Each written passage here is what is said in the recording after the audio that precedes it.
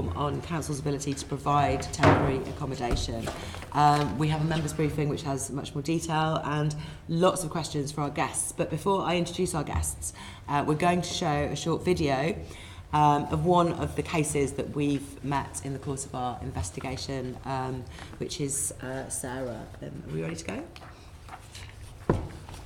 I'm Sian Berry, I'm Chair of the London Assembly Housing Committee, and we're investigating the impact of changes to welfare, changes to the housing market on councils' ability to provide temporary accommodation and help to people who come to them in need of housing. I'm here today to speak to Sarah, who's just one of many, many cases we've been hearing about. So I was living in my new property in East Village, which I bidded for with my first daughter. And that's where we was only there for 3 months before we received the Section 21. So I went back to the council I was residing in to tell them I was getting evicted. They gave me another emergency accommodation, hospital type emergency accommodation, which for about 2 weeks, where they were doing investigations, then they said I made myself potentially homeless and I have to go back to the council I've been from. And the only thing left that I haven't really done is literally slept on the street with my kids. But we have literally had to 1 or 2 days been sleeping in cars. This has been an ongoing situation for going on 4 years now. So I've been back and forth with Hackney Council for over 3 years. 3 different big assessments, 3 different approaches, 3 different circumstances, and even greater need, and still being turned down. So they just handed me, just pushed on the table a relocation package, but it just seems like application form, a homelessness application form for Durham. They gave me one. So about September, they handed me another one for Bradford. I then started, learning about who to go to, where to get advice from, because that was something else the social services wasn't giving me or letting me know exactly what organisations I could go to. It was just shelter. Council should assess people properly and very carefully with fine tooth comb instead of finding excuses of not housing them. My life's been on hold for 4 years.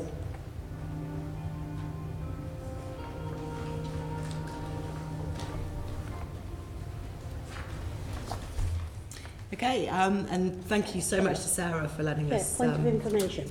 And I'm not being territorial here, but I do represent Hackney Borough. The Borough mentioned. Have you sought comments from the Borough, given that they were quoted in about this individual case? About their policies or... we can do that if you're asking us to, in order to give right of reply to the video. Is that? I'm just looking over at the communications officers. We're talking about scrutiny here in the name of scrutiny and balanced scrutiny. I don't think you should ever name an individual or an organisation without giving them an opportunity to make their case. So it's only member I was about to say that we have, in the course of this investigation, spoken with a large number of people. We've spoken to the law centres, first of all, came in for a round table with us, and they deal with an awful lot of cases in an awful lot of councils. We also did a round table with the GLA peer outreach team, some of whom have experienced homelessness, again, across a range of councils. We held a focus group with people who were living in temporary accommodation about their journeys through. And I have to say, we're not particularly accusing Hackney of this just because that was the case in the video. It appears to be a problem right across London, and we'll be hearing from a number of different councils today. So just to reassure you that because Hackney was named, so Hackney was named in that video, we'll hear more about other councils in our report and in your report, given that this will be part of that. Yeah, we've noticed things, for example, in some of the statistics that we've raised big questions, and we've been back to individual councils to ask them about that. So, yeah. Okay, thank you. So can I ask our guests to come up and join us? We have 2 panels of guests today. First of all, we will be talking to councils and the Residential Landlords Association. And one of the reasons we're doing that is because an awful lot of temporary accommodation in London in particular, not so much in the rest of the country, is provided through private landlords. So if I can run through the guests, we have Natalie Williamson, He's the Senior Policy Officer from the Residential Landlords Association. We have Lee Georgiou, who is the Housing Needs Manager from the London Borough of Lewisham. We have Julia Pitt, who is the Director of Gateway Services from the London Borough of Croydon. And we have Matt Campion, who is from the Shepherd's Bush Housing Group and a member of the Homes for Cathy Group Association. Cool. Okay, well, we've got lots of questions for you today about the difficulties being faced with providing temporary accommodation. But if I can start with asking about demand, because one of the things we're considering is the impact of benefit changes over the years, the impact of what's available to people to help with housing. And if I can go maybe from this side downwards, my first question. As we understand it, people are getting in more rent arrears, particularly tenants who are dependent on benefits to pay their rent. What changes to welfare have driven these changes and had most effect, do you think? I think a number of things have made an impact. General welfare reforms such as things like the bedroom tax and the benefits cap overall have made an impact, as have universal credits, particularly with the delays that some people receive in getting their first payments and sometimes the complications people can have with their claims. I think also the shortfall in available social housing is also causing a problem with that. So at Shepherd's Bush we have around 500 properties that are temporary accommodation that we have deals with private landlords where they allow us to use their accommodation for housing people that have been nominated by the local authority for temporary accommodation. We're finding really, I suppose, because those people are being pushed into accommodation with much higher levels of rent, but at the time when they've got lower levels of benefits, we find that's almost a perfect storm for those residents. So that's effectively you're saying that's a revolving door. People get put into expensive temporary options, but then they don't last because arrears build up. They don't have the means to pay them because their benefits just don't cover that. Okay, Julia. Really, I could just echo what Matt has just said, really. It's exactly the same from my point of view. But in addition, I think for Croydon as well, what we have is that with the residents who live there, whether they be on benefits or whether they be actually earning their own money and perhaps getting top-up, they actually earn very low wages in comparison to the rest of London. So, of course, that also assists, if you like, with this issue that we have. I think one of the things to say, though, is that in the face of all of this, we have to really look at the issues and see how we adopt a different approach. And I think, obviously, Croydon was one of the forerunners in terms of taking forward welfare reforms. And so what we've had to do is really think differently and look at the way that we organise ourselves as a local authority to ensure that we put early intervention and prevention right at the heart of what we do. So that means realigning resources so that actually we're helping people before they even get to that position. And interestingly, from the video that we just saw, one of the things that sparked in my head was around about a year ago, and some of these issues were coming to the fore within Croydon even as well. And what we do now within Gateway Services, we have a team who actually work with people who are found intentionally homeless. We don't necessarily provide accommodation, but what we are in the business of doing is helping people to help themselves, and by helping with things like rent and advance and deposit and information so that people can find accommodation and that they're not in this position, such as the lady who was on the video, of her 4 years of her life being stuck. So are you getting your team that comes in, they come in at the stage of people getting into trouble with arrears quite early on, and how do you deal with that other than helping them to pay the arrears? So what we do is we actually do some targeted work through the use of data. So we use data to identify residents in Croydon, both in private rented sector and also within social housing, to identify their debt. And one of the real crucial bits of this, which I should raise, is actually DWP data. DWP data is absolutely integral to this piece of work. And of course, at the moment, we don't have a full sharing agreement. And that's something that I think we will need to enable us to continue to do this in the future. So what we do is within Croydon is that it's not just around... on that, Yeah. what can you give an example of the data that Yeah, you're of not course. getting? Yeah, so because obviously we've moved away from housing benefit to universal credit, there's all the data that we used to have. It was the housing benefit data. Now universal credit have that information. So it's about us getting that information so we know who's getting paid universal credit, when, where, how. So we can work on with that as well.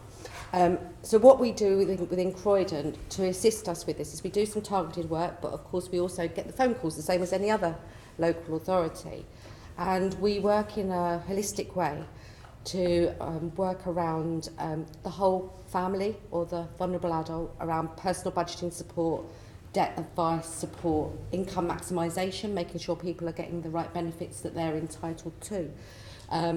And we are finding that this approach is indeed having an impact on the numbers of people that are presenting because we're helping them earlier on in the journey. There's still more for us to do.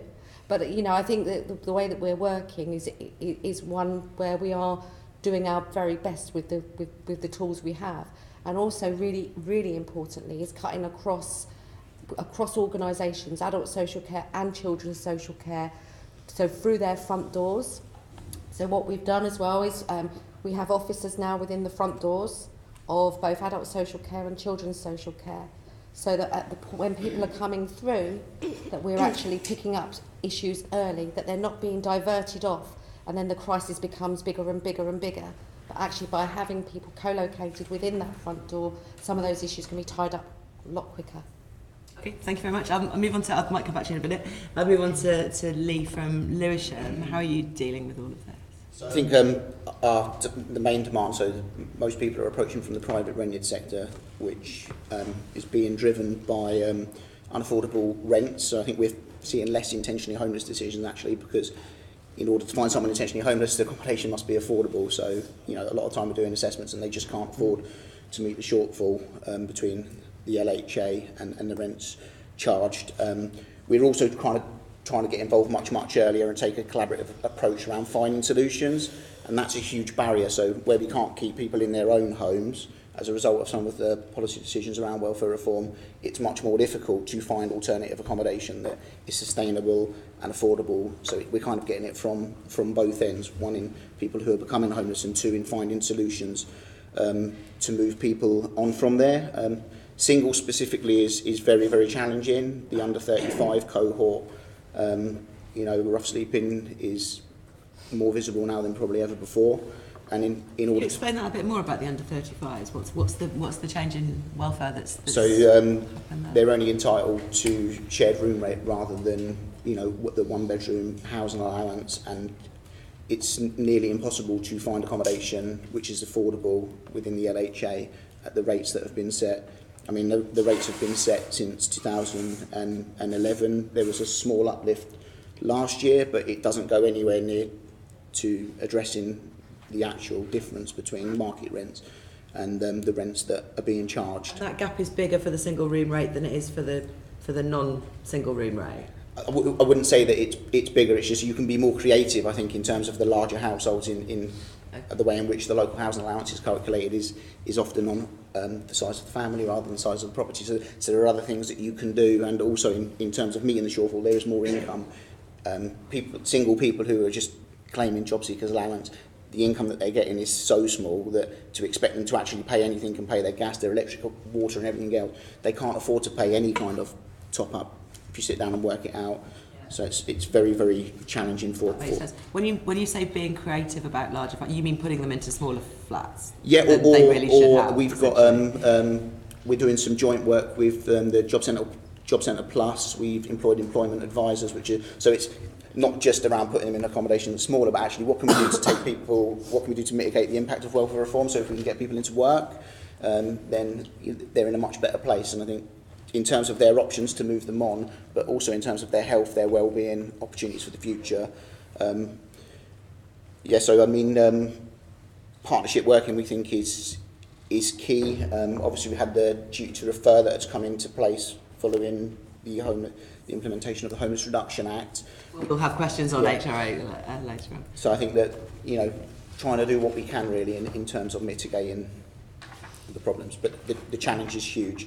I think it's really around affordability. Yeah. So, Natalie, you represent the residential landlords. On the one hand, we've got landlords with high rents, people going into arrears, people being issued with Section 21s because of arrears quite a lot of the time, or people just knowing that they can't afford it any longer and having to move on. And on the other hand, we've got landlords, private landlords, providing a lot of the temporary accommodation. Can you tell us what your members are saying about these two different issues at the moment in terms of the demand and what's happening with homelessness? I think, firstly, the Residential Landlords Association represents landlords across England and Wales, not just London. So I can comment on some of the information that I have about London specifically. Secondly, our members don't typically rent out temporary accommodation. They are sort of small portfolio holders, maybe between 1 and 5 properties. However, the impact of welfare reform has been huge on our members. We do a welfare quarterly survey. We've tracked the impact for the past 3 years, and the rent arrears reported in 2018 to those that have moved across to universal credit. Out of 3,000 members, 61% of them reported that their tenants were in rent arrears, and that was up from 38% in 2017. So tenants on universal credit. Tenants on benefits in general No, versus that's, universal credit. Yeah, compared with previous compared with benefits. LHA. Yeah. So we have monitored that. It was 27% the year before. So obviously, as it roll out as gathered pace, the arrears seem to as well. But there is also the issue of the cap, as others have said, and lots of other benefits changes have come into play at the same time, and affordability, I imagine in London particularly, is a big problem and a driver, as you say, to homelessness. One thing that I think Julie said, which is really important for us as an organisation, and I think for private landlords in general in this environment, I think is to think differently. We're really trying to be more proactive, working with our members in helping them to work with tenants that are struggling. We're working very closely with DWP. I'm sure Richard will be able to explain more in the next panel, because we have identified parts of the process that are going quite badly wrong when people are applying for direct payment from the private sector for vulnerable claimants. So that is potentially a real driver for homelessness. So one of the things about universal credit is that there's one payment made in most cases, and the recipient has to then pay the rent themselves and budget for that, rather than the rent going to the landlord. Your members are making applications for... Is the landlord who makes the application for a direct payment if someone's vulnerable? Is that correct? Yeah, it's quite different from the social sector, because there's no portal.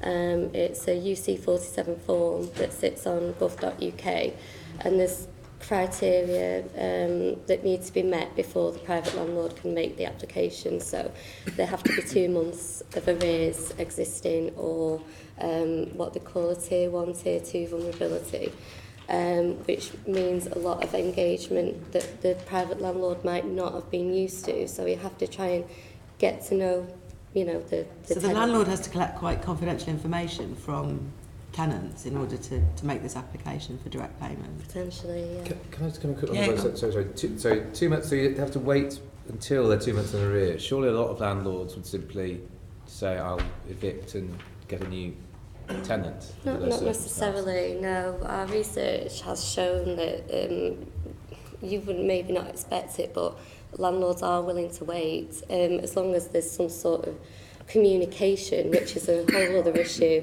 from the department, that payment will come. It's very expensive and time consuming, and often people that have been on LHA or housing benefits, that have moved on to universal credit could have had quite successful tenancies before they've migrated across. So there are many cases I deal with where the landlord just doesn't want to have to go down that process, but they're taking a financial loss themselves, and many of them have got mortgages, or they're small landlords that can't necessarily take a big financial loss themselves, but they are quite far behind in terms of they're one of the biggest providers of housing to vulnerable people, but the tools there to try and secure what they need in terms of direct payment or the communication about the claimant isn't there. So things are starting to improve. There was the announcement last week that the UC47 is hopefully going to go online, and that will make things a little bit easier, because we were finding that on top of the 2 months arrears, landlords were waiting another 9.3 weeks for an APA to be processed. So you're looking at potentially up to 4 months of arrears before any payment starts to come to the landlord. So, it's a substantial problem. And that, just to confirm, that's the main change you'd like to see made, is just getting this process of direct payments sorted out? Yeah, notification. And the other thing that Julia said about the data sharing, that's a key. We've been doing some user research, and our landlords have sort of been told that this isn't London specific, just generally, that understandably local authorities are keen when the tenant says we're going to move across to universal credit, because there's no data sharing there. They're saying put your UC47 in at the same time as the claim, but that won't work because there's no claim live for the UC47 direct payment to be deducted from. So the application just is lost. So it delays things further, and that is something that needs communicating well to local authorities, and it's our job as well to make sure that private landlords know how to do that, and that is what we're trying to do differently. We'll put that question to the DWP later. Assembly Member Cooper, you have. Yes, I mean, you're talking about private landlords and saying, there's people who've only got a small portfolio, maybe sort of 1, 2, maybe 3 or 4 properties. One of the things that's come to my attention is that one of the ways to ameliorate the problem of having a small portfolio and having to wait for new tenants to be able to claim is by absolutely stuffing the property so that you've got one person in every room. And that's come to my attention not just by talking to people who've come to my surgery and saying, there's 10 of us squeezed into a house with 4 bedrooms, there's couples in each room, and so on and so forth, but it's also come up through the police, where there are properties where people are virtually in slavery who are being employed on quite low wages, and then the landlord has given them accommodation, and then almost all of the money is being charged for their accommodation, which by the time the police might go around and carry out a raid, sometimes everyone in the house has gone.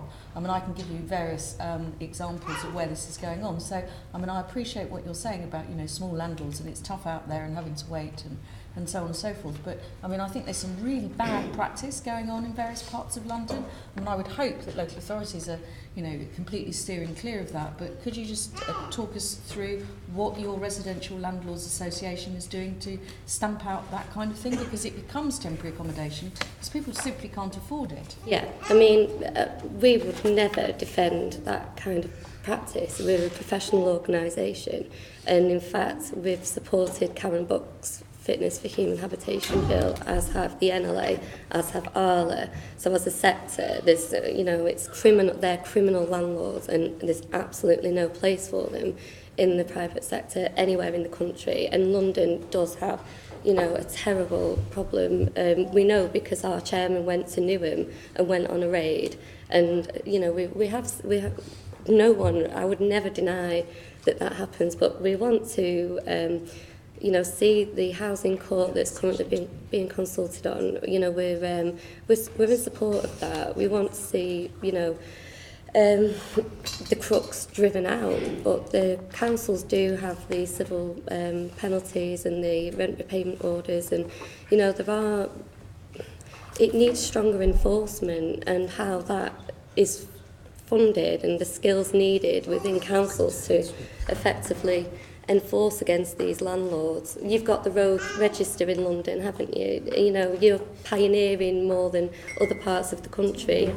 But it's not enough, and given that councils have had 60% of all their money taken away from them, but from central government, they haven't exactly got staff lazing around, falling over themselves to do this kind of enforcement. I mean, I take your point about the enforcement where there's disrepair as well, but in certain cases, I've had people coming to me and talking about this appalling overcrowding, and they're desperate. They're moving quite frequently. It's very temporary accommodation, but it's not necessarily one where you could enforce in terms of poor quality accommodation. So it's been done up to a certain kind of standard, but people are then being... The HMO licensing that is in they're place, not registered, they should... Yeah, but then,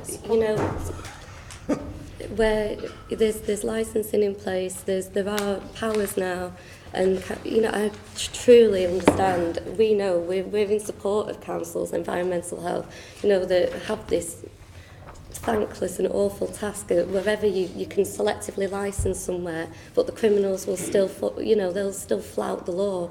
So we all have a responsibility. To polarise the argument, I don't think is necessarily helpful. Cooper, I'm really sorry.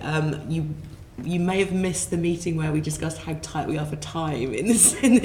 I was just going to say, I think it is an important issue. I think Natalie has completely answered my question, which is that you're strongly in favour, as we are, in terms of HMO, proper enforcement, and also enforcement around standards. So that's absolutely that is the end of my question. Thank you very much. That's helpful. Thank you. May I say, is it fair to say that it tends to be honest landlords that join the Residential Landlords Association, and it's the dishonest ones that the council should be enforcing against? Isn't that the case? And it's not the duty of the Residential Landlords Association to enforce HMOs. We don't have the powers. You don't have the powers, and it's the councils that do. Is that the case? That's Thank right. you very much. We run accreditation, which is different, a different thing. We hope that we don't have fit and proper person test in that sense to join an association. What some councils will do if a landlord can say that they are with a landlord association, whether it's us or the NLA, they may offer a discount for for licensing. But no, we don't have any powers to enforce. Just a very quick question. If one of your landlords is found to be a bad landlord and put on the mayor's database, you would expel them from your association? Yeah. I can say that confidently. And also, just we have gone a little bit further ourselves, and in our conversations with UK Finance about other issues such as the no DSS conditions, have actually said, would there be a way that they can talk to their members about not lending to landlords that have been, put on a rogue database. So, we don't believe there's any place for these people in the market whatsoever. Okay, thank you. We are behind time now, and I do want to go back to the councils and to Matt as well to ask about this issue of universal credit and arrears, because as landlords yourselves, you will also be having this problem. As I understand it, you have an easier way to apply for direct payments, but if you could maybe starting with Lee, let us know about what's happening there. Yeah, I mean, I haven't got the exact figures, but the arrears in temporary accommodation have increased significantly as a result of universal credit. I think... Is that also the case in your regular council accommodation? Yes, generally, but it's only recently been rolled out in Lewisham, so the impact isn't as great at the moment because it's only like when people are making new claims rather than the old historic claims. Okay. Julia. So within Croydon, again, the picture is very much similar to Lewisham's in terms of that we've had an increase in terms of arrears for temporary accommodation. And in fact, due to the early rollout of universal credit within Croydon, that saw us really almost in a position where we have lost over £2 million. percentage of arrears, what percentage of tenants in being in arrears does that At the moment, represent? our collection rates, if you like, for social housing, if you like, are quite high. They're around about 97%. I don't actually have the figure. I'm really sorry in terms of the TA number, but I know that in terms of the proportionality that those that are affected by universal credit, it's a significant proportion. And I have to say that the statistic I gave you earlier, that is real, over £2 million. At Shepherd's Bush, we are part of the trusted partnership status, so we've got access to the portal. And we're a housing association with about 5,000 properties in West London, but it's worth saying we had to fight really hard to be given that trusted partnership status. And there's lots of associations of our size that haven't got that, so that does have an impact on how you can share information. In our temporary accommodation, the arrears there are higher than any other type of tenure we have. So we've got social rent, we've got affordable rent, and then we've got our TA accommodation, and that's the arrears are much higher there. 75% of residents. Can you say that again? I lost what he was. So we Matt, have. Sorry, I didn't hear what you just said. So we have general needs accommodation that's either social rent or affordable rent. Right. And then we also have our temporary accommodation. Right. And the arrears in temporary accommodation are by far and away higher than any other of our tenure groups. Right, thank you. 75% of our residents in temporary accommodation are in arrears. Wow. And if we look at the whole of our general needs portfolio, probably 10% of our residents are claiming universal credit, but 25% of all of our arrears are due to universal credit. So the amounts of arrears that each resident in universal credit houses are much higher.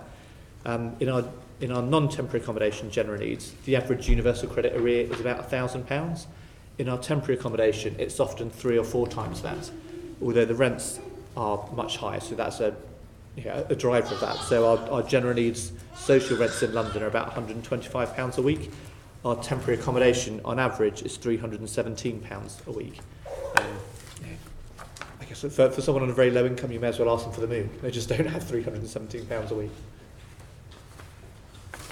Okay, thank you. And just finally, the gap between the housing benefits able to be claimed, the local housing allowance able to be claimed, and rents, this is going up quite a lot. I can't imagine anyone can claim £370 a week. And it's worth saying that the £317 a week is also below the general market rents. That's where we have negotiated with the private landlord that if they give us we'll take a long-term lease on their property and charge a slightly lower rent so they get that security. So in the private sector that would be more. But yes, certainly we're finding residents who are either impacted by the total benefit cap, so they can't claim that, or just the amount of their benefit is otherwise less than it would need to be. So right from the start, they're often building up arrears. Do you have an idea of how big that gap is? I'm sorry, I don't. Per week. I'm sure we can find statistics to cover it, but I'm getting the feeling that it's tens and tens of pounds a week. Yeah, it's not £2 or £3. No. It's tens and twenties. We've done some analysis, and I think on average between the medium is for the different bedroom size from 1 to 4 bedrooms between about £30 a week to £70 a week, and most people or a lot of people will be relying on benefits as their main source of income, and making a contribution of anything more than about £50 a week from all the income and expenditure we do, it's really just not sustainable. And that's exactly the same position in Croydon. So we've also got the issue that really the gap between LHA and market rates are so high that actually affordability for people either who are in work or who are benefit dependent it's beyond reach. And even if people are in lower paid income and they need top up, they're just not getting there. And it's often a choice between rent or food. We're not talking luxuries. It is pure and simple, rent or food. Thank you. And to Natalie, I mean, obviously landlords choose which rents they set, and the amount that people can claim in benefits is being squeezed. I mean, from the discussions we've had, the landlords in the Residential Landlords Association are likely to be the more responsible kind, the kind who might have specialised in a way in housing people who would receive housing benefit that would previously have covered their rent but now doesn't. What sort of gaps are you seeing opening up, and is there anything that the Residential Landlords Association can do to try and broker kind of these long-term deals where you pay less maybe? I don't know. What are you working on? It's quite complex. I mean, there are landlords that have used it as their business model, and there's parts of the country where, you know, you don't have the choice. You rent people on housing benefit, and therefore you have a responsibility, in our opinion, to look at the market, see what things like universal credit, know that it's coming down the line. Unfortunately, there are areas where our members have seen such losses, and they've gone down all the routes that they've been told to by DWP, and there's landlords with 15,000 plus arrears, and they've had to close the business. There's also wider economical, it's not sort of saying, no, it's poor landlords, but there's tax changes and increased regulation, and some are just turning away from buy-to-let altogether. So it's not just one market, it's generally buy-to-let is becoming less of an attractive investment option. So the supply could potentially be lost. In areas in London where the demand is so high, it is a case like Matt was saying of now the Homelessness Reduction Act has come in, and it really depends on the private rented sector. How is that going to look when landlords potentially can't see the gap, they can't plug the gap, the LHA or the housing cost within universal credit can't, and the tenant can't. You know, we have joined other partners, and we do support the LHA freeze being lifted, but beyond that, you know, where will the extra money come from to bring it up to potential market rents in London? Is an argument for the Treasury, and I think that we need to really look at together at trying to attract the best landlords that are willing to look at longer term tenancies, you know, and incentives, and not give housing benefit to those criminal landlords where the most vulnerable are perhaps most in danger. So yeah. Okay, you're open to talks. That's useful to hear. It is a difficult one to square. But as a private renter myself, you know, I look at some of the rents. I think, how is that? Why is that fair? Yeah, it's very, very hard, especially in somewhere like London where the rents are just inflated. It's almost like its own microclimate in that sense. But I'm in the north, and it's a different situation. You know, more rational in some places around the country. This is London rents that seem to me way higher than they need to be. But we will see. Assemblymember Arnold, you had a question. Yes, Natalie, can you just answer this briefly for me? It's the evidence we've seen, and I think from what you've heard, would then suggest that private landlords, following introduction of universal credit, other welfare benefits reforms, are going to be in a position where they're going to be put off letting to homeless tenants and benefit recipients. Have you got evidence to show this in your association? I can certainly send our research reports. We've just commissioned Manchester Metropolitan University. They produced their report into homelessness and what's driving homelessness in the private rented sector. That is welfare reform is a key driver. Landlords, unfortunately, the reputation of universal credit has almost preceded any kind of productive working. So now that we are working very productively and collaboratively with the DWP, a few years ago the position was direct payment will never go to the landlord. So the system has been designed in a way that it's quite difficult to get these changes. There are people who will know for themselves whether it's in their right interest to have the rent paid directly to the landlord, in which case that should be. But in terms of your members, these forces are sort of leading them to be less likely to be in the rental market for homeless tenants. Unfortunately, I think I would agree with that. Yeah. Yeah, that makes sense from a business point of view, doesn't it? As far as your members are concerned.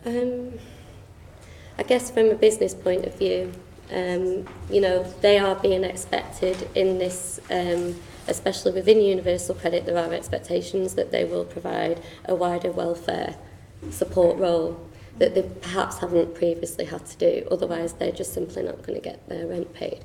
Some are more than willing to do that. Some, perhaps, it's been a shock. And in that case, well, I've seen examples of it myself. Maybe it's not the right market for you. If you're going to progress within Universal Credit, I think successfully, you need to operate perhaps a little more like a social landlord, in the sense that you will have to work with your tenant, and a lot of them do. You know, you'd be surprised, but because they don't have the defined welfare role within any kind of legislation, when it comes to Universal Credit, they are miles behind in terms of what they can access in terms of information and direct payment where needed, even if that's to safeguard the tenancy. That's really useful. I think we've asked the landlords a lot of questions, and we do need to move on to the next. We have to move on to the next question, which probably may touch on what you're about to tell us, I think.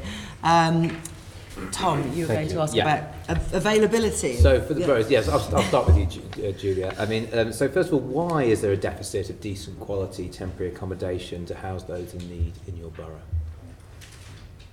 The main reason is affordability. I mean, in Croydon itself, we've actually got a large private rented sector market.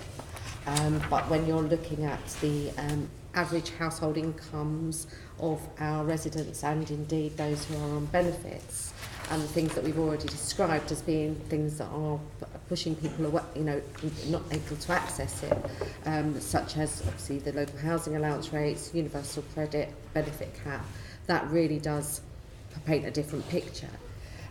Also, there is the thing that landlords do have perceptions, as do the general public, around what a homeless family looks like and how a homeless family will behave. And it's our role, I think, is to try and change that and bust those myths. And so one of the things that we've started on a journey is around, in October, we established a pilot project around a social lettings agency called Croydon Lettings. And we are already seeing relationships building with landlords. What we are doing is we are applying the gateway approach, as we call it, the whole wraparound support around the personal budgeting, the debt, the links to employment, etc., to try to ensure that landlords that are coming over to us actually have the support of us, but also the confidence. We're also running a training program for tenants as well, so that, if you like, that they could, some of those who are really vulnerable, who may need some help with some basic skills. So we're working on that journey, and hopefully by us working in these ways, by trying new things, we can try to build the confidence.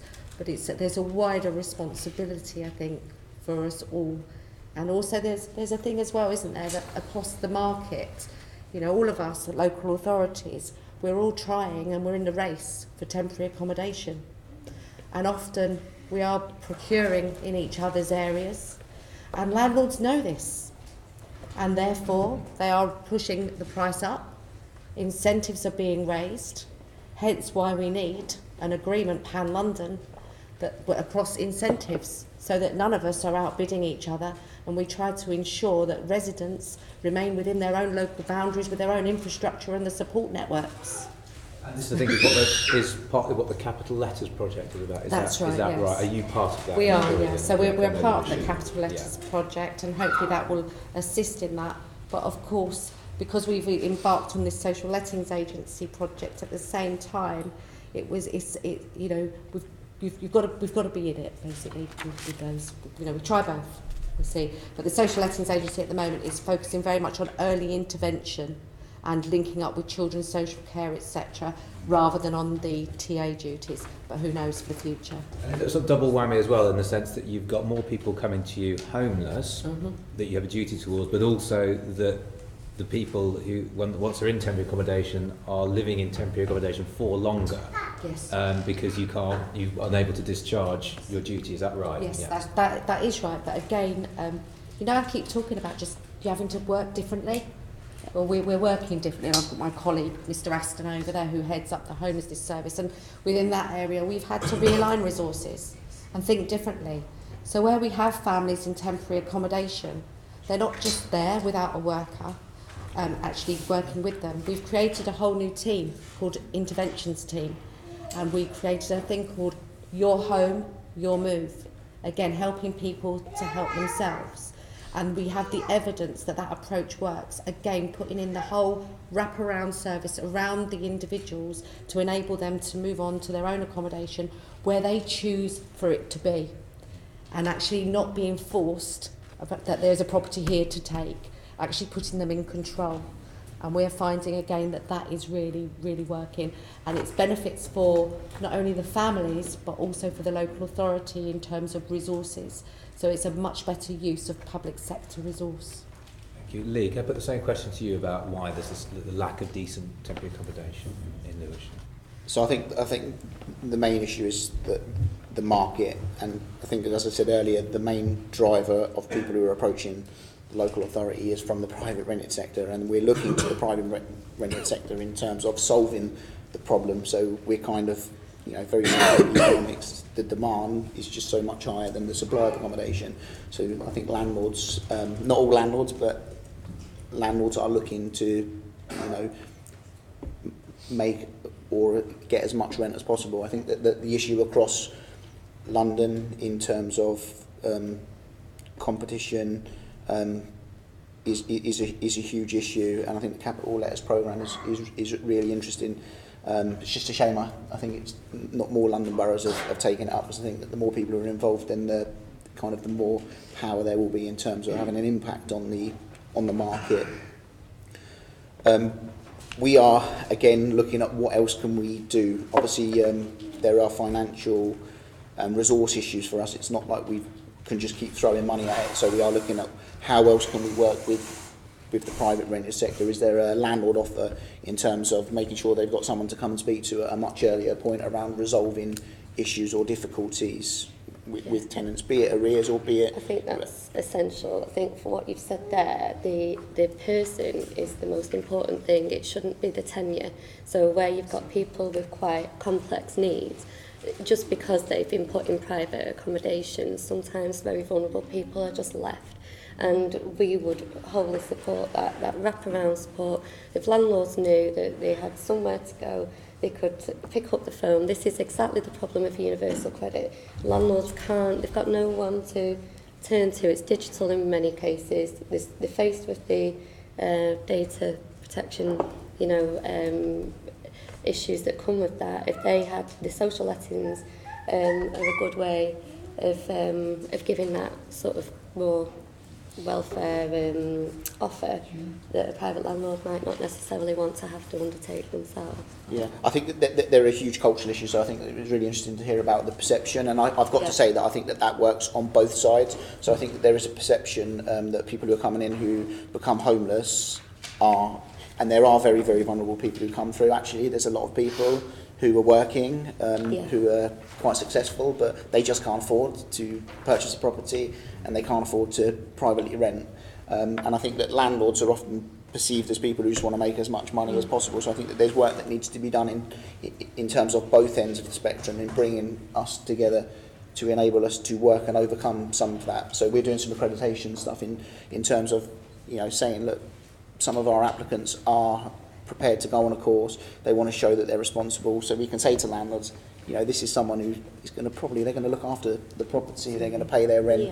So we're trying to change, and I think just generally as well, so we have got a programme where we're looking at consistent messaging within the council, within internal departments, but actually going out externally around trying to change some of the way in which our customers and are perceived, and also our relationships with people, because we think that that's a big issue.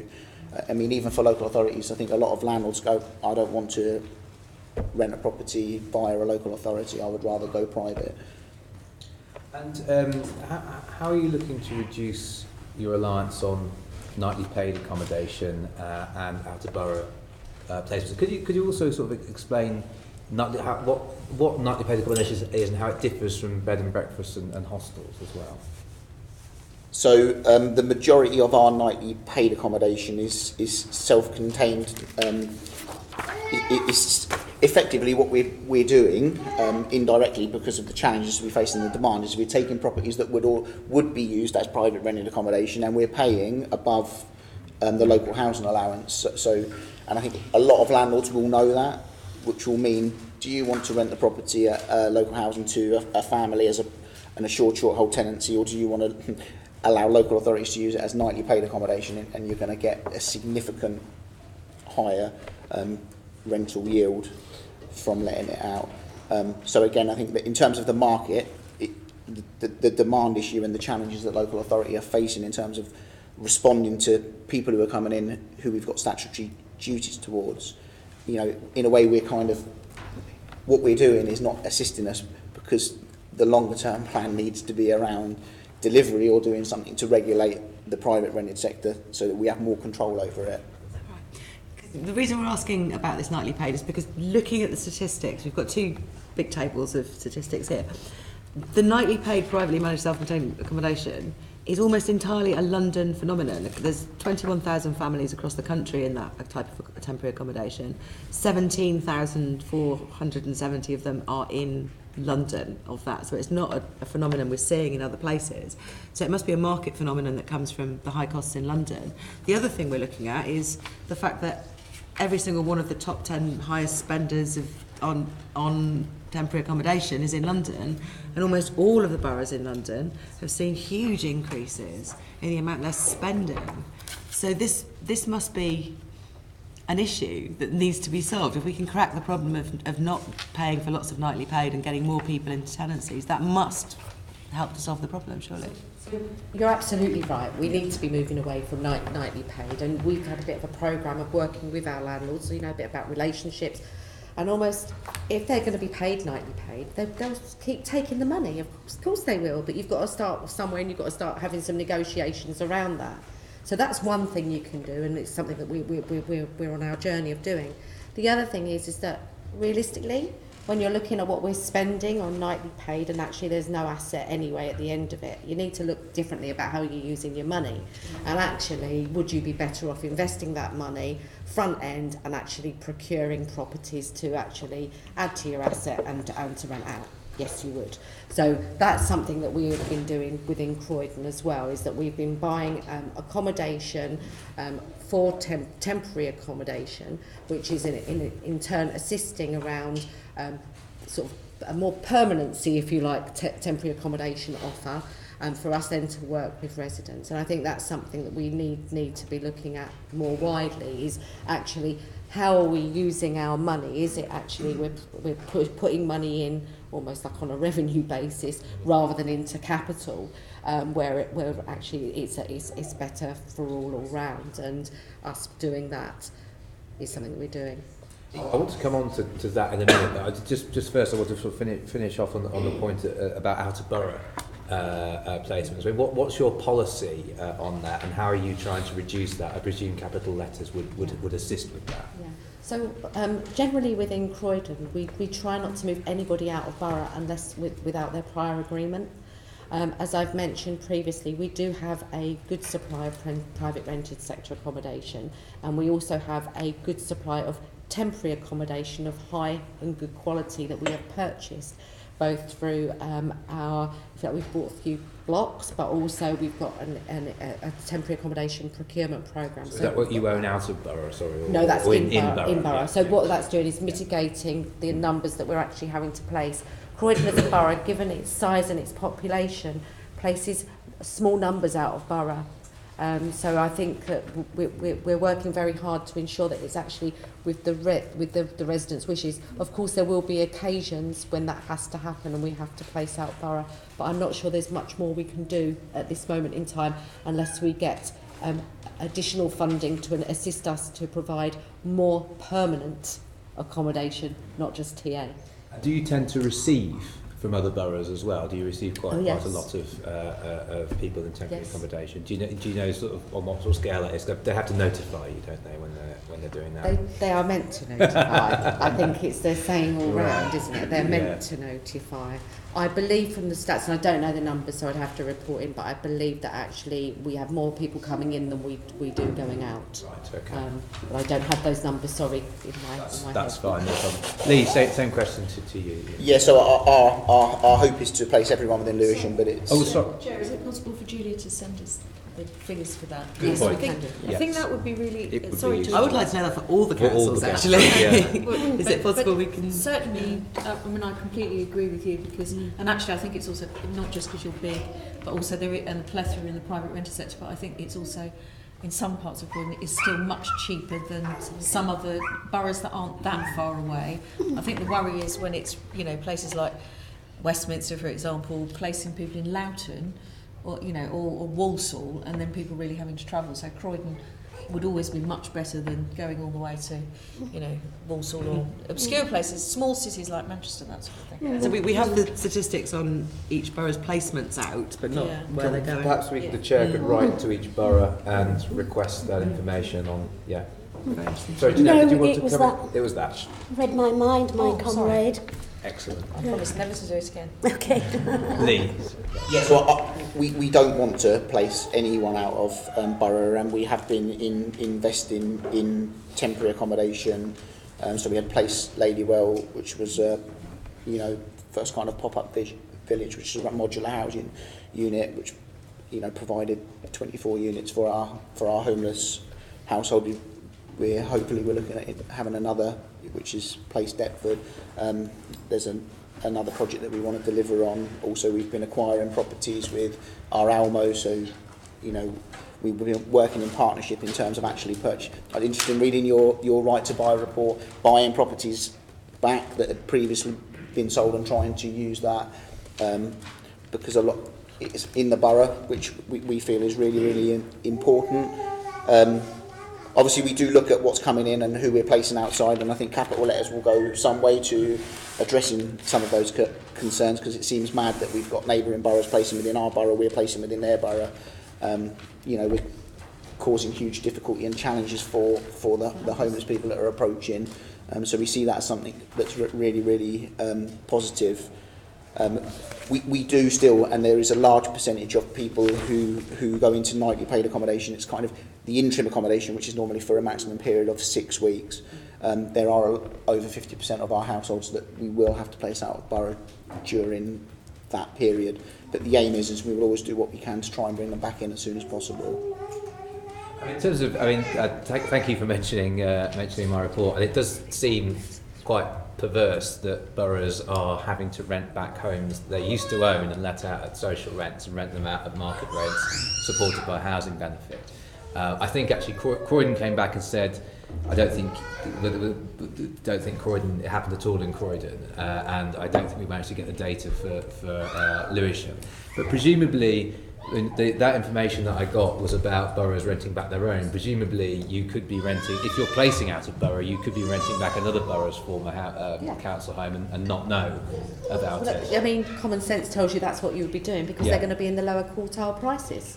Yeah. Isn't it? So that's you certainly would be, and it's even indeed when you're looking at we could go back years ago, couldn't we, to housing market package and God knows what, and actually what we ended up doing was in exactly that, buying what were previously social housing units, and again we repeat the cycle. So because I know about Lewisham, being a Lewisham councillor as well, I know about Lewisham's buyback. Are you buying back your former council homes in Croydon as well? We're buying properties across. A wider portfolio, but again, I can't tell you what in terms of if number 1 Smith Street was actually a council from the top of my head, but what I can say is that we're looking at lower quartile markets. So my assumption would be that some of those potentially could have been. And you mentioned earlier, I think, Julia, the sort of shift from revenue spending to capital spending. I mean, how does the economics of this stacking up? Presumably over the long term, you're going to be making a considerable saving, but in the short term, you need to have that capital spend. Yeah, so you've hit the nail right on the head. It is really about us actually investing capital, to realise later on, quite a lot later on, in terms of the asset, rather than money, if you like, just going through revenue. And you mentioned today, Julie, you were, I think, building or buying your own temporary accommodation, you do sort of hostels and things like that as well. Yes, that's right. So what we did a few years ago was actually buy a number of blocks, if you like, for temporary accommodation, specifically for families. And we're utilising those rather than, again, them being pepper potted, which has its issues as well. But what it does also do is it enables us, you know, the work I talked about interventions. It means that we can work really hand in hand.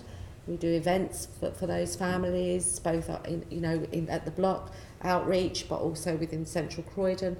We're able to work in a much more closer way with them to try to help them to help themselves and get solutions, because they don't want to be living in these conditions, as much as we don't want them there. And finally, on sort of by question on standards and enforcement, how do you enforce, and how to what extent do you enforce against landlords who are letting out substandard accommodation, temporary accommodation? Do you always find out about it? Okay, so we actually have a landlord licensing scheme within Croydon, which is proving very successful, which is driving forward in terms of and identifying the rogue landlords. I think the good thing around Croydon is we do have an amazing infrastructure, both across the voluntary community sector and faith sector organisations as well, which helps us get information from grassroots up. So when Leonie was talking earlier around, where houses we know have got 10 people in one house, etc., we're getting that information fed through, and we're working very closely with our enforcement area, who are amazing, to be honest, and they're out there and doing that work. And of course there will always be, I'm sure, some that may be missed, but we are driving that agenda forward. Oh, yes. Sure. Sorry. We've heard about this rogue landlord list, and I did some reading prior to coming here, deputising for my colleague. And the data online suggests that there's been no entries into the rogue landlord database because it's so difficult.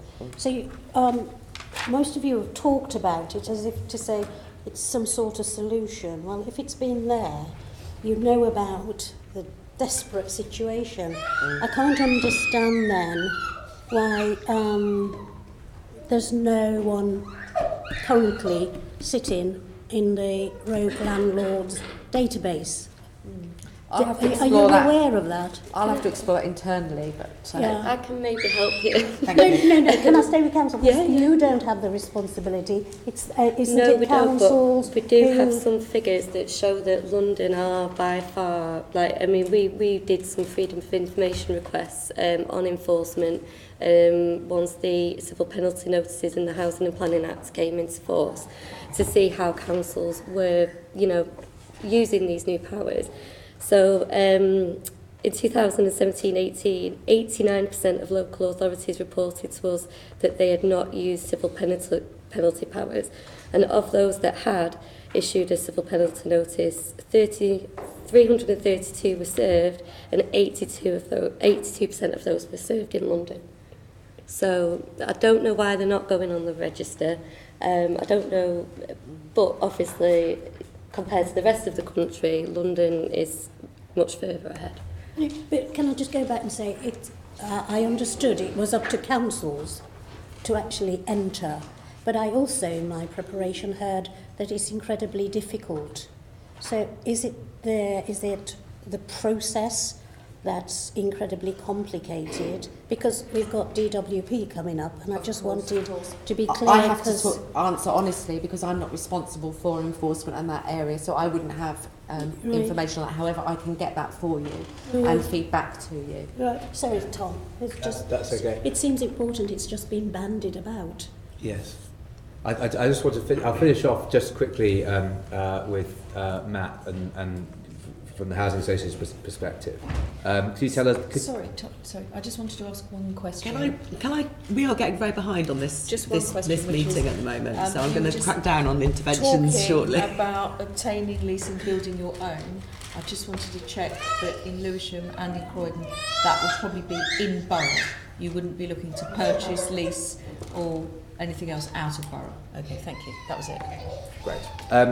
So yes, can you tell us about the temporary accommodation that you provide as a housing association and how it differs from council or private sector temporary accommodation?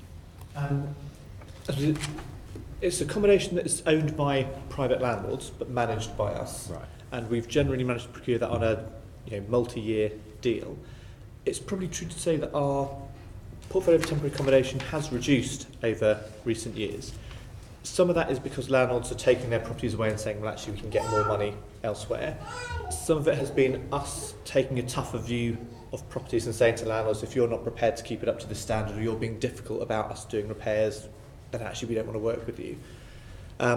Generally, they are houses or flats in a street or in small blocks rather than sort of big hostel or nightly paid accommodation. And it's usually used by the local authority will usually nominate somebody to us for temporary accommodation, and we will house them for a number of years while the local authority decides whether they can offer them a permanent accommodation.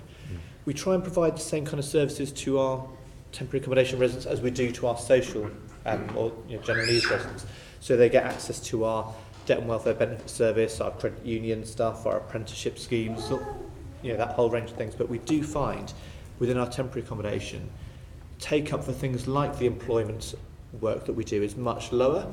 And I think some of that probably goes to the woman on the video saying, well, actually, my life has been on hold. If somebody's in a temporary accommodation, I think it's much harder for them to think, okay, what am I going to focus on to move things forward, rather than just trying to do with their housing. Thank you. And how do you help people move on from temporary accommodation to permanent accommodation? Generally, we try and work with them and the local authority. So a lot of our people in temporary accommodation will either be bidding for local authority properties on local... So we've explored a lot of the issues, and we've actually gone into some of the further issues we're going to be discussing, so I think we've got a long way so far. We have to finish and move on to asking the DWP and the Mayor questions at 11:30, so we're in desperate trouble. Assemblymember Curtin has a couple of questions. Assemblymember Both then has questions about the Homelessness Reduction Act impact. Assemblymember Cooper will be asking about housing office culture, and I think for this next period I'm just going to let those Assembly members do all the questioning in their sections and take no interventions, just because we cannot afford the time. Thank you. Yeah, sure. So just if I can ask you, Natalie, just a quick question about your members. I mean, what could make your members more likely to want to rent to homeless people or people on benefits? Good question. I think it's a confidence issue, like Julia raised before, and the perception, like you said, Lee, that homeless people are necessarily people that are rough sleepers that are coming in. It could be, a family. That overall thing of no benefits, it isn't. With universal credit, that's going to be 6 benefits all rolled into one. So we're going to have to be a bit more. I don't know what's the word. People are going to have to be a bit more open-minded, because there's going to be eventually 3 million people, I think, that will eventually migrate onto universal credit. So it is sort of doing the work, the foundation work at the RLA. We have to sort of work with members, inform them of what is coming, work with the DWP and try and improve communications around education and the processes before managed migration starts, because a lot of people will be in the private sector ultimately, that will be claiming universal credit eventually. In terms of homelessness, I don't really feel in the best position as the other panellists, because I don't work frontline. So the stories I tend to hear from members are where things have gone wrong and they want our help. It's not necessarily them coming to us and saying, where can I find a council who will offer incentives to house, we're based in Manchester. Manchester has a really, quite well publicised homelessness problem. The mayor there, Andy Burnham, he wants to, look at potentially taking bad quality housing, you know, out of stock in the PRS and for councils to buy it back. There's all sorts of ways that we can look innovatively at providing housing for homeless people. It's just knowing what is right for each region, I guess. So what might work in London might not work in other city regions. But I could definitely look to our members and we can ask that question. That leads me on nicely to the next one, because you're talking about Manchester as a city doing buyback, which is what you mentioned is happening in Croydon. But what about not the boroughs in London, but the mayor, you know, as the GLA? I mean, is there anything that any of you think that the mayor could do to help in improving the quality and availability of temporary accommodation, or helping people in temporary accommodation into permanent accommodation? Or is if you think that's it's the job of the boroughs in London, that's fine, you can say so. But if you think the mayor if he's got can any do spare anything, cash, then that'd be great. Because, you know, when it I'm not comes sure down with to Crossrail, you know, unfortunately. but when it comes down to it, we have to be, you know, this is the real world. All local authorities are, you know, in austerity measures, and we are trying to do our best with the situation and homelessness demand increasing and the market as it is. And like we've talked about, there's different regional variations. And there's only so much you can do with that pot of money.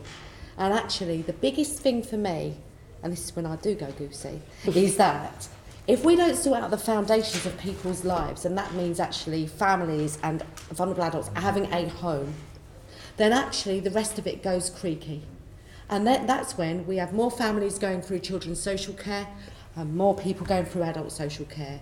So if we get that bit right, and that's where I think the money needs to come in, then I believe we can actually stop spending so much money in these other bits. Yeah. That's what I really believe. Yeah.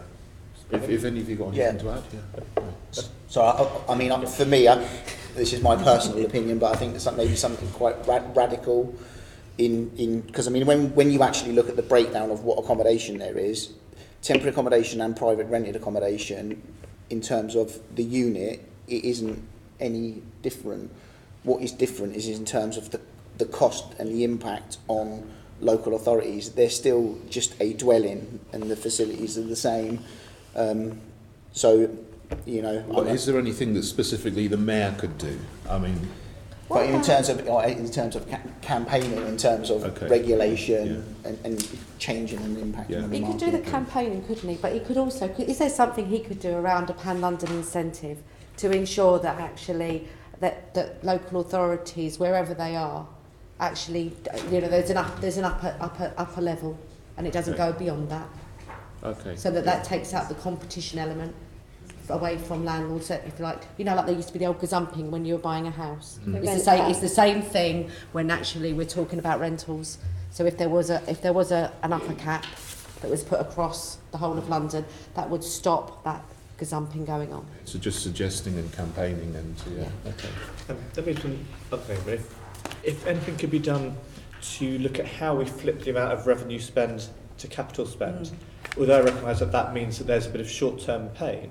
Actually, if you can invest some of that capital or some of that revenue into capital projects to develop new housing, then actually in the longer term, forevermore, you have a lower revenue stream on that. Okay. There must be some things that the mayor could do around, I suppose, how we might be able to make some of the development work a bit better. So, for example, with Section 106 agreements, the developer will have said at the time of getting planning how much it's going to cost them for those 106 units. But actually, when they come to be sold, they're usually hawked around in a bidding war and they end up getting more money. The mayor could perhaps say, well, actually, the amount of money that the planning agreement says the 106 is worth is all that they can be paid for, so they've got to be sold at that price. Or could perhaps look at whether there's some kind of overage clause to say, well, if you put in your feasibility study that your 106s are worth 100,000 and you manage to sell them for 200,000, then actually that money goes back to the local authority that can be invested in more affordable housing. Right. And that obviously then reduces the pressure on temporary housing.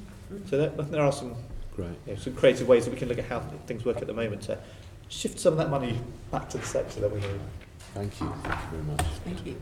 Assemblymember Boff Homelessness Reduction Act. Of course, the mayor could always build more homes, you know, just a thought there. I'm going to talk about the Homelessness Reduction Act, and I just want to hear from councils at the moment. Obviously, there's a number of obligations that the mayor, there are a number of obligations that local authorities now have that they didn't have before. One of the councils could tell me how this has changed your way of working and how you're implementing it. Okay, so we've been kind of working in line with the homeless and the ethos behind the Homeless Reduction Act for a number of years anyway. So in terms of the changes, a huge part of that is the culture change with our frontline officers and trying to move away from what we call processing people and just looking at what statutory duties we might have to someone and trying to get underneath and understand actually what is the reason for their homelessness, what are the challenges, what are the difficulties, and what can we do around supporting them and helping them to find solutions to, you know, because I think that we all know that homelessness isn't normally just around the house. There can be other issues. So we've spent and we've invested a lot of money in our staff. We've recruited more staff in terms of the delivery, because I think the way in which the legislation has been drafted it is quite onerous in terms of, so whilst we're trying to move away from the process, the legislation is written in such a way that it forces us to go through lots of different processes, issue lots of different decisions at different times. So we're spending at the moment far more time on that than we would like, rather than actually preventing and relieving homelessness. Are there any of those processes that you feel are redundant? Well, I think I don't think that they're helpful for people who were working who recognise. So you know, most or a lot of local authorities will recognise that early intervention and getting involved and speaking to people at a much earlier point and not at the point of crisis is often going to result in saving councils money, resources. It's a better outcome for people as well. I think the reason that this has been introduced is I think there were councils who didn't have that approach. They were only doing what they had to do from a legislative perspective. So I understand why it's been introduced, but I think that it's actually creating more problems for us now. And so I think that we'll feed that in because the legislation is going to be reviewed after 2 years. So we will provide feedback to the ministry in terms of our experience. I think partnership working has been a huge part. So we have got a housing change programme. So we've tried to put some officers in different parts of the authority in terms of early intervention. So an example is we've put someone within our multi-agency safeguarding hub, so that where we as housing officers are struggling to get engagement and there are other challenges and issues maybe around safeguarding, or there are children and we can't get people to engage. So we're more likely to find solutions or the support that people need in order to enable them to sustain the accommodation where they're approaching from. How was the experience for the families with turning up, or your clients? How has it changed for them? So we've looked at the front door. So I think that we've massively reduced waiting times. We're also running our service from a different location as well. So we're in different parts of the borough. So we want to be accessible, and we're also having conversations with some other partners around maybe doing some further outreach. So I think that GPs is something that comes to mind. Is there are a lot of people who will go to the GP and they're the first person that they will speak to around difficulties and challenges that they're facing, so around anxiety. And I think there may be opportunities around identifying people who may become homeless in the future at a much earlier stage. We had the benefit in Lewisham of being a trailblaze borough, which means that you've had a little extra cash to deal with the implementation. Is that? Yeah. So the trailblazer was in two parts. Part one was predictive analytics, which is something similar to in which Croydon had done. That work was much more complicated than I think that we originally thought, and we haven't made as much progress as we would have hoped. But we've actually learned a great deal from from the work that we were doing. The idea is if there was a way that we could gather information from lots of different sources, could we identify who's likely to approach us in the future so that we can be much more proactive rather than people walking through the door at the point of crisis where we can't work with a landlord because the arrears are so high that there's no saving that relationship. Because you're catching them... Sorry to... That's okay. I'm very conscious of the time, so this is a bit staccato, these questions, so probably apologies for that. As a result of going early, are you, or identifying early, are you offering those people different forms of accommodation as a result of them coming in early, or is it just PRS stuff, you know, So, or temporary time?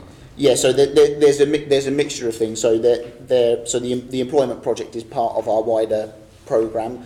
So we have been successful, and that's only really been running for the last 4 or 5 months. So I know there was, at the last count, I know that 10 households that we've managed to get into employment. Those households, we specifically work with people that have been impacted by welfare reform. So there was probably nowhere for those families to go other than social housing because they were benefit capped. So looking in the private rented sector is just unaffordable. They're just not going to be able to meet the shortfall. So by allowing them to and helping them to gain employment, we then can look to the private rented sector to find solutions. But I don't think we're not just looking at it as housing problems. So the personal housing plans, which we're required to do now, is around identifying the specific needs of the people that are approaching us. We're looking at it as a personal housing and wellbeing plan. So it's much, much broader, working with a much, much wider range of partners around supporting and enabling people to sustain, whether we can keep in their own home or where they're moving on to. We've been made aware of statistics from the CLG that there's been a fall in the number of acceptances of a main homelessness duty. Can you comment on that?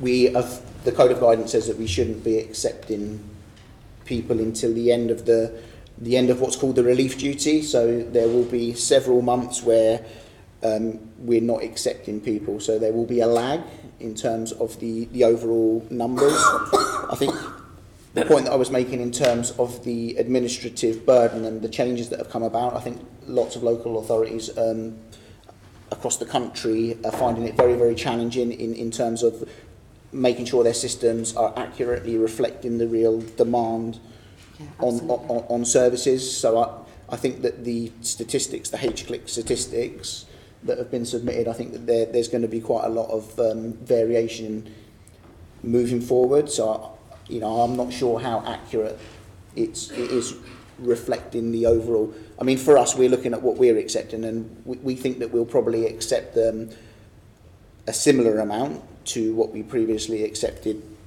last year. And in terms of the number of prevention or relief cases, so we've prevented and relieved homelessness in 331 cases, which is slightly lower than what we had prevented or relieved in the previous year. But bearing in mind the huge change that we've had to deliver on the service, the additional work that it's created in terms of systems, training, in terms of the time that we're having to spend with people, the administrative, I think that we would have probably been much more successful if we could have used our time in a much better way. Thank you very much. Just to Shepherd's Bush, what's been the impact of the HRA in the provision of temporary accommodation and your advice, guidance and support services? Has it had a measurable impact? I'm not sure how far I can say that it's had a measurable impact, but certainly we have had some cases where we've been able to work with local authorities differently because of the Homelessness Reduction Act. We were always, I suppose, minded to try and reduce evictions or reduce homelessness in the first place. But generally, I say the impact it's had is that we sometimes find local authorities will act in ways that are cooperative with us and help sustain a tenancy, but really are dealing with a symptom, not a cause. So sometimes they'll be able to say, well, actually, if we clear the arrears, can you not evict the person, or can you let them back in after an eviction, or find some way to kind of broker the tenancy staying. But actually, it hasn't necessarily dealt with the underlying cause that person just can't afford a property. And finally, to the Residential Landlords Association, has it made a difference to your members, the housing reduction? Well, I'm hearing some positive stories, not necessarily from members but from my discussions with local authorities that have sort of it's making them think of different ways to work more proactively with good landlords. So one of the key concerns that we've observed going to meetings around universal credit was the lack of a strategic sort of link between the Homelessness Reduction Act and the impact of the housing costs within universal credit and how that could impact on the success of that legislation. Because when so many people are in the private sector claiming as an individual, if that isn't working effectively, then you're going to end up with these people back at the local authority and you're just in a vicious cycle. So we do believe our chairman and vice chairman went to speak with James Brokenshire last week that he has met with Secretary of State for DWP. The conversations are happening and the joint working is happening now, but we all have a responsibility to work together, I think, without the criminal landlords, and try and keep people in their homes, whether that's through prevention or through, administrative processes, or us giving the right advice to our members and preparing them. We do all have a responsibility. Thank you very much. I have to move on, I'm really sorry. Yes. Something on the Cooper, I know we heard an awful lot about how people are treated by councils and the culture. A little bit has come from Lewisham, so far away and ask some more questions about that. So Tom mentioned earlier on that he's a Lewisham councillor and I'm also a councillor as well, and I've also worked in housing, and so whilst I wouldn't want to think that this ever happens, I know that it does. And I've actually had to personally go to the housing office with people who are perhaps not very good at explaining their own situation because they don't know the right terminology. Sometimes people are incredibly unrealistic. I've just been dealing with a woman before Christmas who'd been in temporary accommodation for 3 years, had then got pregnant, had another baby, wanted to be reassessed for a larger accommodation. All of that happened, was offered a council flat. That all sounds very successful, doesn't it? Didn't want it because it was on the 3rd floor, there was no lift. So I said, if you refuse it, you are not going to be offered anything else. She has now accepted it. So I know that sometimes people come in with very unrealistic views, and sometimes they can't necessarily, go into the nitty-gritty of the detail. But sometimes staff are pretty horrible to them when they first turn up. At the point of asking for assistance, or when they've been served with the Section 21, or when they need help. Is there anything that we can do to really improve the culture and the practice? Because I know with this big tsunami of people arriving all the time, it is very easy just because of that to become a bit blasé. And in some ways you're kind of pushing people away because you can't deal with them. And I'd like to pose that to Julia and then to Lee. I think we've already touched on quite a bit of it, and a lot of what we've been doing in Croydon is actually cultural shift as well as, if you like, a whole system change. And it's, again, going back to the way that we work is it's about helping people to help themselves, but it's also around having honest conversations and around what people can and can't expect. And I think that actually puts you on a much better footing. I always remember going out to one of the TA blocks and actually having one of these conversations, and this is real. I mean, they were underneath a thing, having a smoke, and I went over and I was talking to them, and they were saying, they've been in the temporary accommodation for X months, and I said, well, where do you want to be? They went, I don't want to be around here anyway, I've got family in the Isle of Wight, I need to get there. I said, but you can get there if you want to get there. Relationships, conversation, listening, then making it happen. She then went with her 4 children to be near her infrastructure, which now hopefully means that she's now having a better life, and her children are too. So those are like the key things. I think also organisationally, there's a big thing for leaders, for chief executives, for directors, heads of services, managers, to push that culture through an organisation. and actually to enable people to do their role in a way where they feel supported and empowered to make decisions that actually are around the individuals and the family's needs. Would you agree with that? Do you think there's issues here also about dealing with quite a stressful situation for the staff, because with a constant flow of people coming in with sometimes in really terrible circumstances? Yeah, I think it's a cultural issue, which is why it's taken a long time to overcome it. And I'm definitely agreeing with what Julia is saying in terms of this has been driven as a result of austerity and as a result of demand on different services, and in terms of the performance monitoring of homeless services historically, it is around how many people have we accepted as homeless, how many people have we got in accommodation. We're forgetting actually we're dealing with human beings. You know, we should be measuring some of the positive outcomes. What difference have we made to people's lives? What have we created opportunities for people in the future? I mean, they're things I think that we can often get lost, you know, because we're so, you know, local authorities are under so much pressure as a result of the huge significant budget cuts that I think sometimes we lose sight.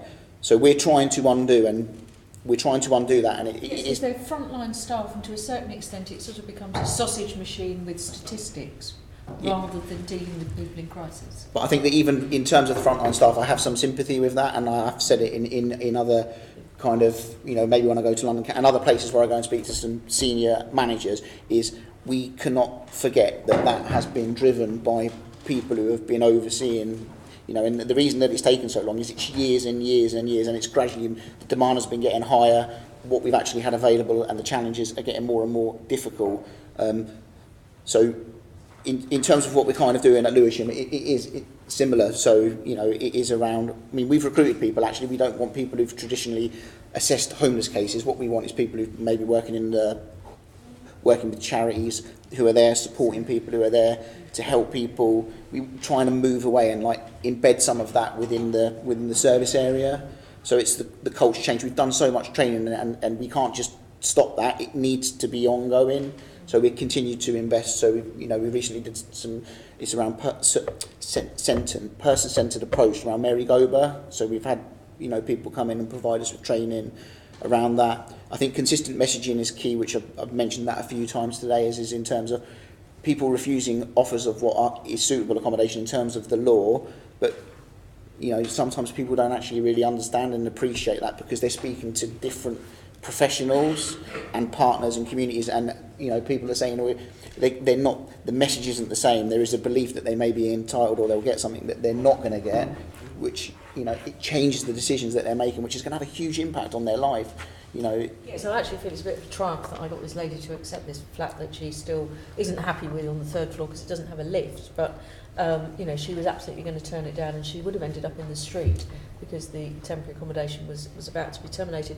Matt, can I bring you in? There was an interesting point that Lee just made, which was about recruiting staff perhaps with some more people-centred skills from outside, and one of the things that came up with some of the examination and talking to people that has been done by the committee is that in some cases people have been going elsewhere for advice and support because they have felt that some of the people they've been talking to in the local authorities have been insufficiently helpful and welcoming and not been giving them the advice. Is that something that you're aware of? And is that something that we can change or improve? I'm going to sneeze, stop. Excuse me.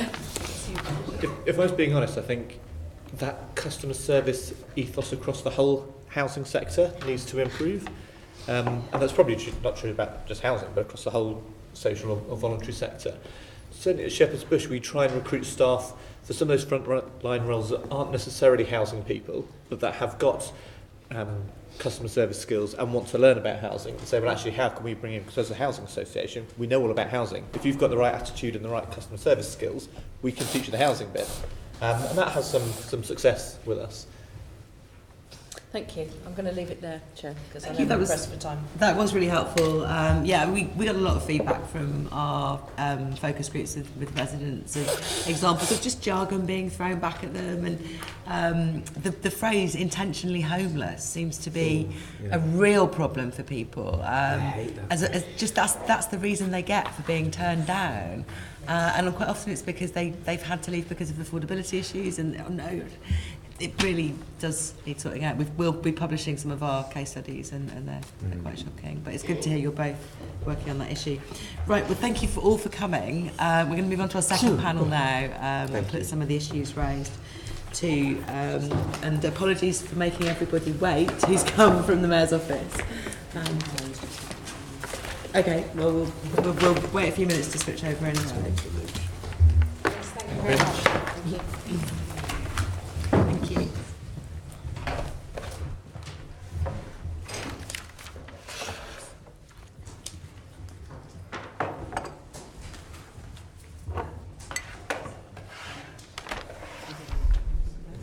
I saw you there. I will, as soon as I get free of this, I'll go upstairs.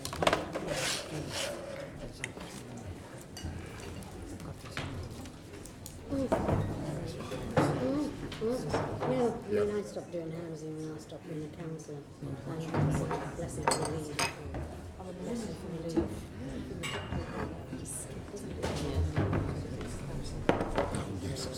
Yes, well, we've got those.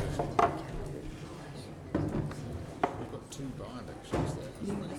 That's right, yeah, because I was out there, Lansbury Ward, wasn't it? That's right, that's where I was.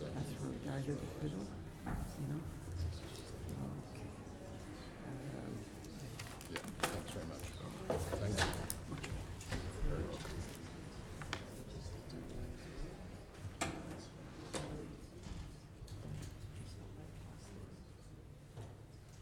Hey, should we pause the webcast while we wait? Because at the moment we're just chatting. Apologies, Mark. We'll find you your fellow panellists in a moment. Nice to see you.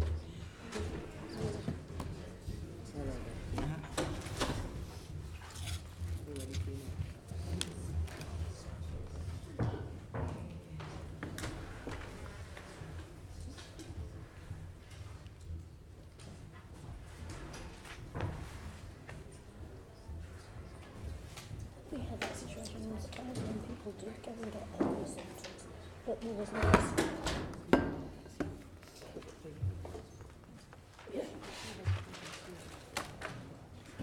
So challenging. So challenging.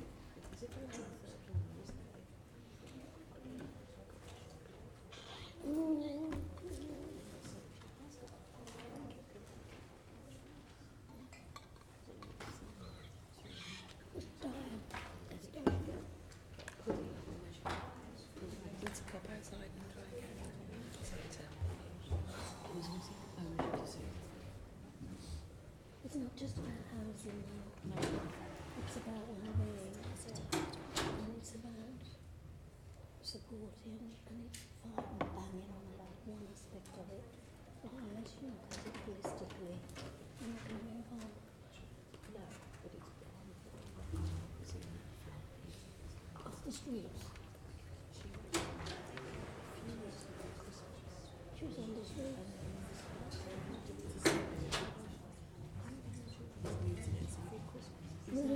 We need to have a meeting in about 10 seconds. Sorry to bother you about that.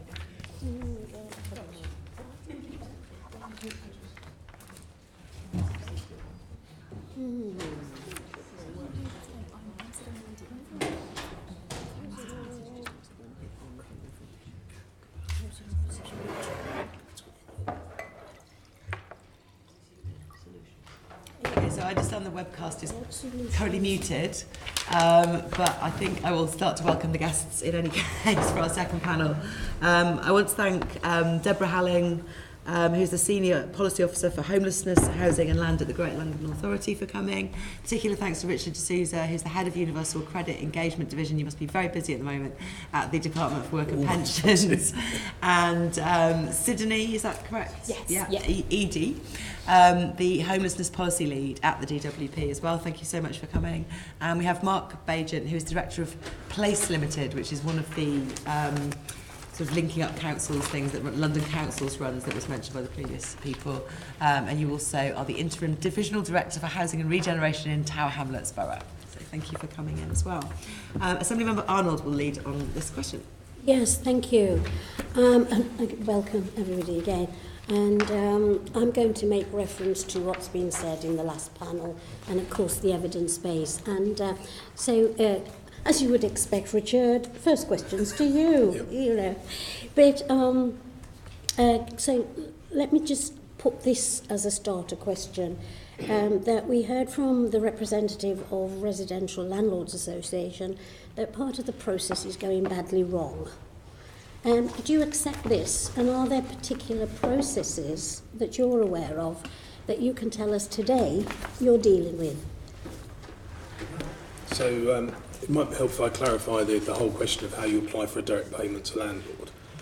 So who can do this? Well, a large number of people can do it. So the landlord can do it, the claimant can do it, the work coach in the job centre can do it, the case manager in the service centre can do it, or a representative of the claimant can apply for one. Now, the legislation is about it being in the best interests of the claimant to have the money paid directly to the landlord. So our staff have got some guidelines which indicates indicators of vulnerability, because that's one criterion.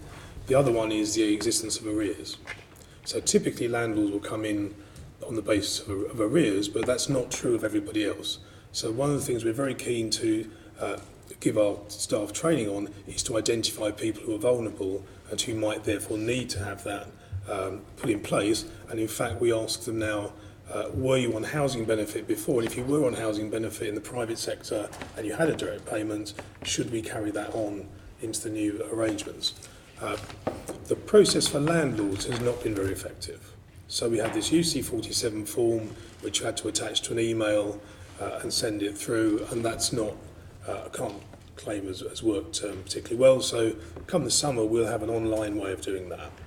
We have to wait till the summer. It's like January now. Yeah, but it's being built by the features team. There are a number of security issues because we're going to pay money directly to a landlord's bank accounts. We have to make sure we get this right, because we don't want bank account details floating around the internet, you know what I mean? So that's why it takes a little bit longer. That's the front end of the application, but we also need to improve the back end where we actually do the processing. So I think Natalie was absolutely right to draw attention to the landlord part of it, but that's only part of the story. We've also got to get better at spotting people who need this assistance up front, and we're doing a lot to try and improve our staff's ability to, because often people don't want to say, I'm vulnerable, I have a gambling addiction, I have problems. So you have to build the relationship and tease that out. So slightly long-winded answer, but I thought you need to see the whole context. No, thank you. And it's understandable if people are watching, because this whole area is just so complex and codified that it is so easy to sort of step back from it. And, you know, it's an area of total desperation and despair when you look at some of the stats. I am just like devastated at the idea that there are, you know, so many children, total number of children in London. I think it says here 88,500 in temporary accommodation, and all the stories that go on there. So we all have a duty to make things much clearer. So thank you. And so from what I've heard you say, you concurred with Natalie, and the UC47 front end for landlords is a problem, and that's being dealt with now. Yeah. So now let's go to the another area. Are you concerned at the reduction in the number of acceptances under the main homelessness duty of people in priority need? since the Homelessness Reduction Act came into force. Have you picked that up? That's not my area, I don't know. It's not, no, it's fine. So we can then, we Maybe will... Sydney could answer to you. You must be... well, don't guess at it. No. It's either your area or it's not, because it's complicated enough. It's not. If it's not your area, I'd prefer you didn't, and then I think it's then for us and officers. It's just that it's the main find government the homelessness answer. statistics. No, I think that she we're said asking she can't questions answer the about. question, so I'll move on. You can pick it up later, Chair. Okay, so let's try another one. How are you working with together with the ministry so that the implementation of the Homelessness Reduction Act and the rollout of universal credit work together to achieve your aims? Are you able to pick that Pick up one element of that. Yes. So just to clarify what was said earlier, we started off with temporary accommodation being part of universal credit, and we realised after talking to a number of London boroughs that it didn't really fit, that the monthly assessment didn't really fit with the pattern of rent charges that you have when you're in temporary accommodation. So for some time now, temporary accommodation has been paid for through housing benefit. So if you're in temporary accommodation, you claim housing benefit. For your housing costs, you claim universal credit for everything else. So although we're used to taking criticism in universal credit for many things, I think criticising us for arrears in temporary accommodation is a bit harsh. So hopefully I'll be talking to our colleagues earlier who made that point. That's just not the case. No, I think it's good to get clarity, so thank you for that.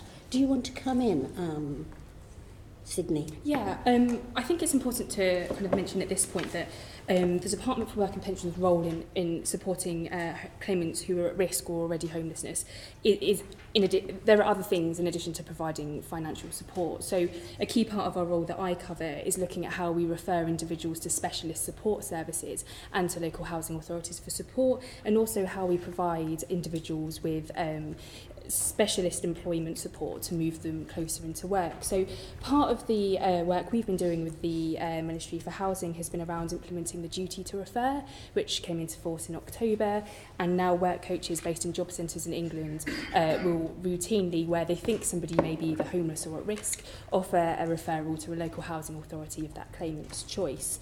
There are also there's another strand of work that falls under the rough sleeping strategy that was published earlier in August last year.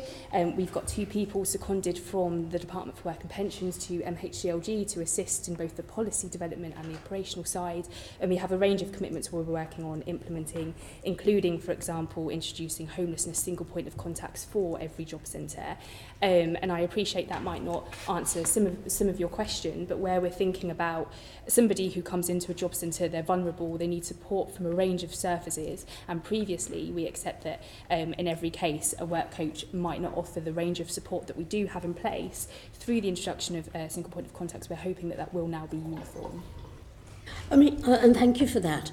I'm wanting to understand more about the links between rent arrears and you can tell me, do people turn up at the job centre with concerns about their rent arrears? Wouldn't they be taking that somewhere else, or would you pick that up as well? We would hope that we would pick that up. Right. Yeah. And what would you do with that?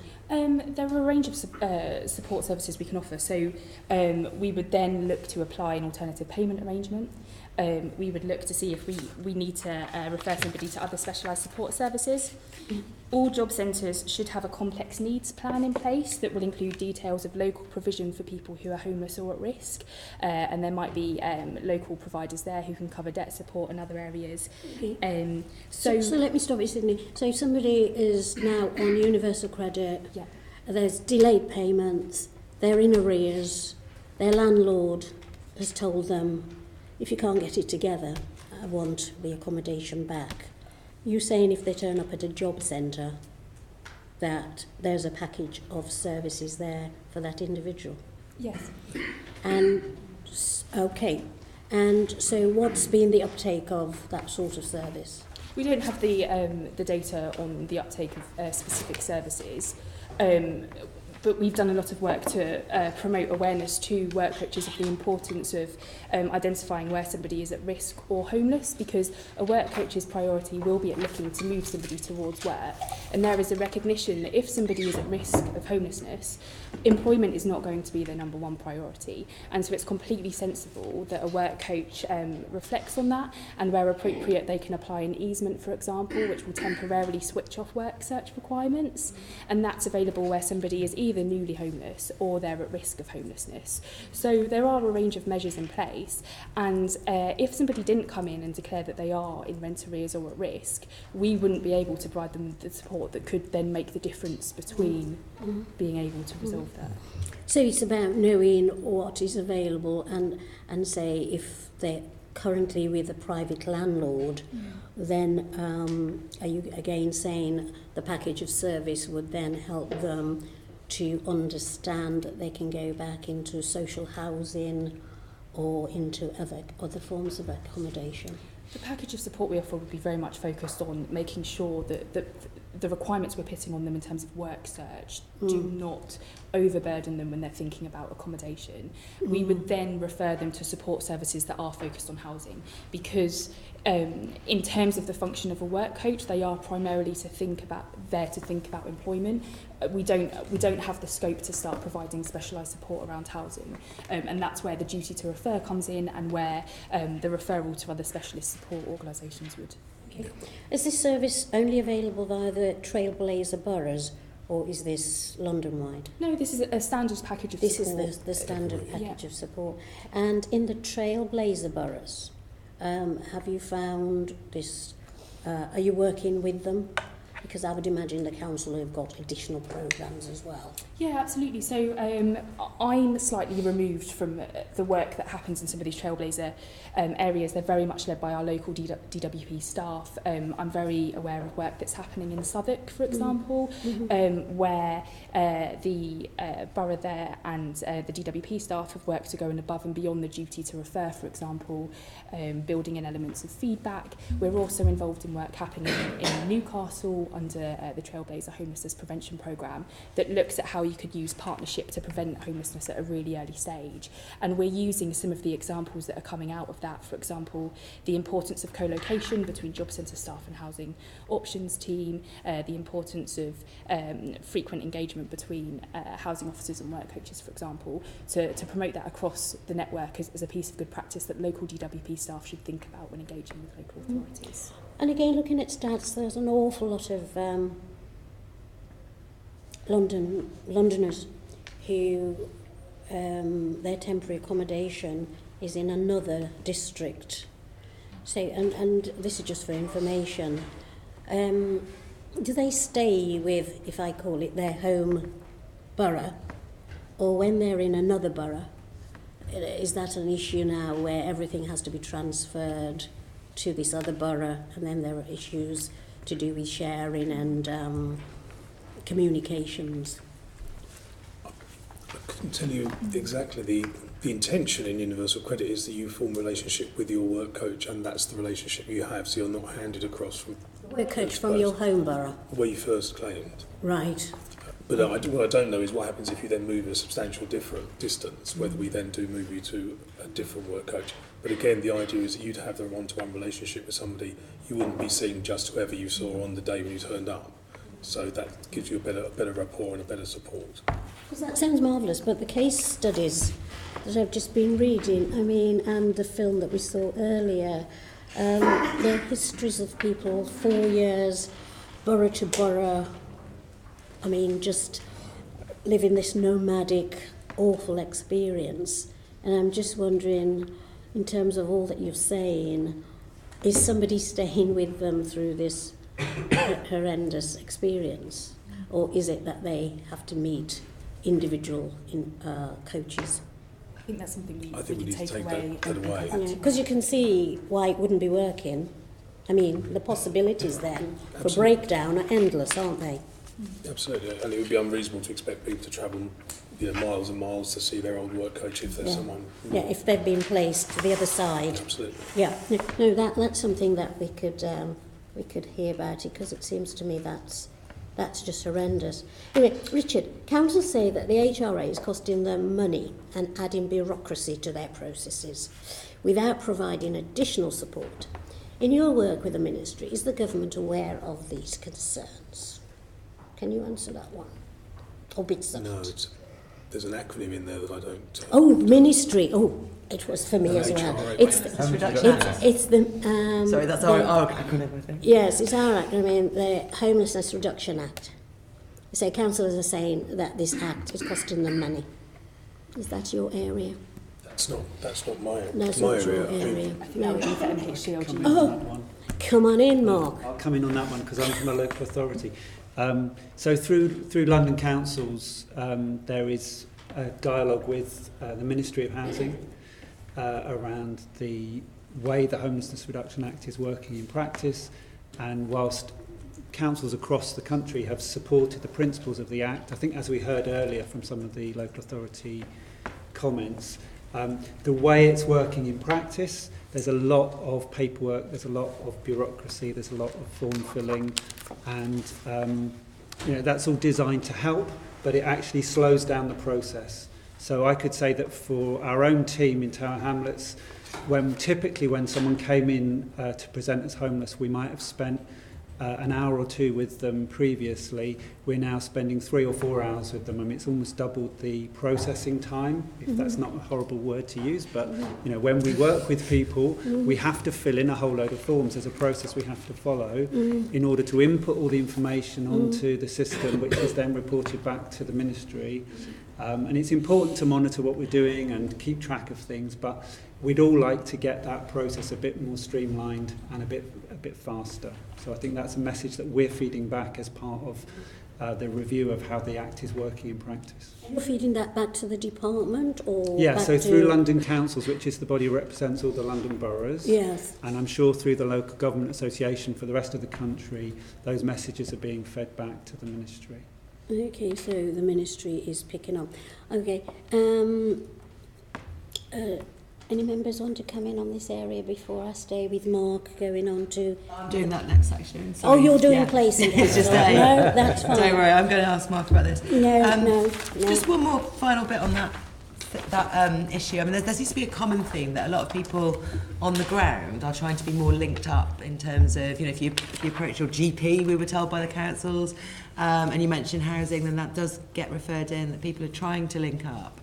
But one thing that was raised by the Residential Landlords Association, and I think by the councils too, was the combined impact of the universal credit changes along with the Homelessness Reduction Act. And it seems like, the Residential Landlords said they've been encouraging DCLG, MHCLG and DWP to talk to each other about this. And today, when I'm bringing up the review of the 6-month review of the Homelessness Reduction Act and the impact that's had on prevention and main duties being accepted by councils, and you're not able to talk about that, it doesn't suggest to me that you're really as linked up as you should be. Are you making steps to do that? Because it seems like the combined impact of these changes is increasing work and maybe hampering this ability to have the capacity to do partnership type working if you're dealing with all of that.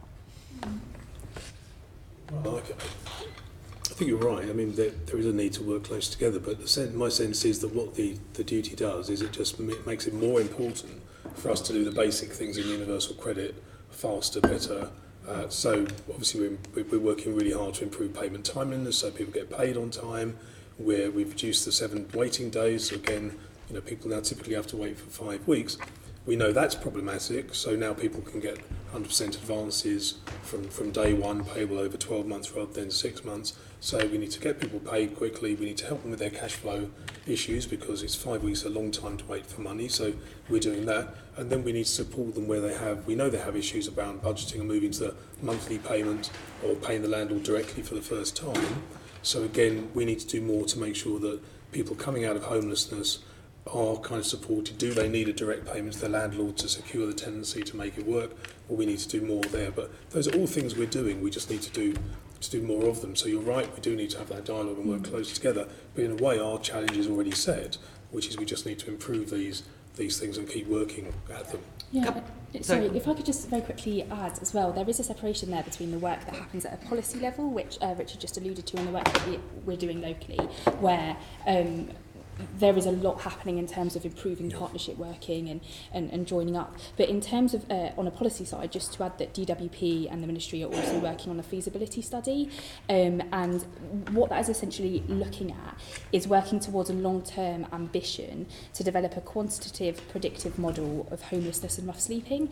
And the aim is then you can apply that model to various policy scenarios to help assess the impact of any future government intervention on the levels of homelessness. That study was conducted jointly between departments in December 2018 and works underway to agree next steps. So there is kind of a whole layer of engagement on broader homelessness. I think the slight difference is we're approaching it slightly more broadly than kind of the universal credit and HRA aspect, in recognition that there is a lot more to consider outside of those two very kind of specific. That sounds really interesting. I have one follow-up question on that. Like, a predictive quantitative model. Model for homelessness.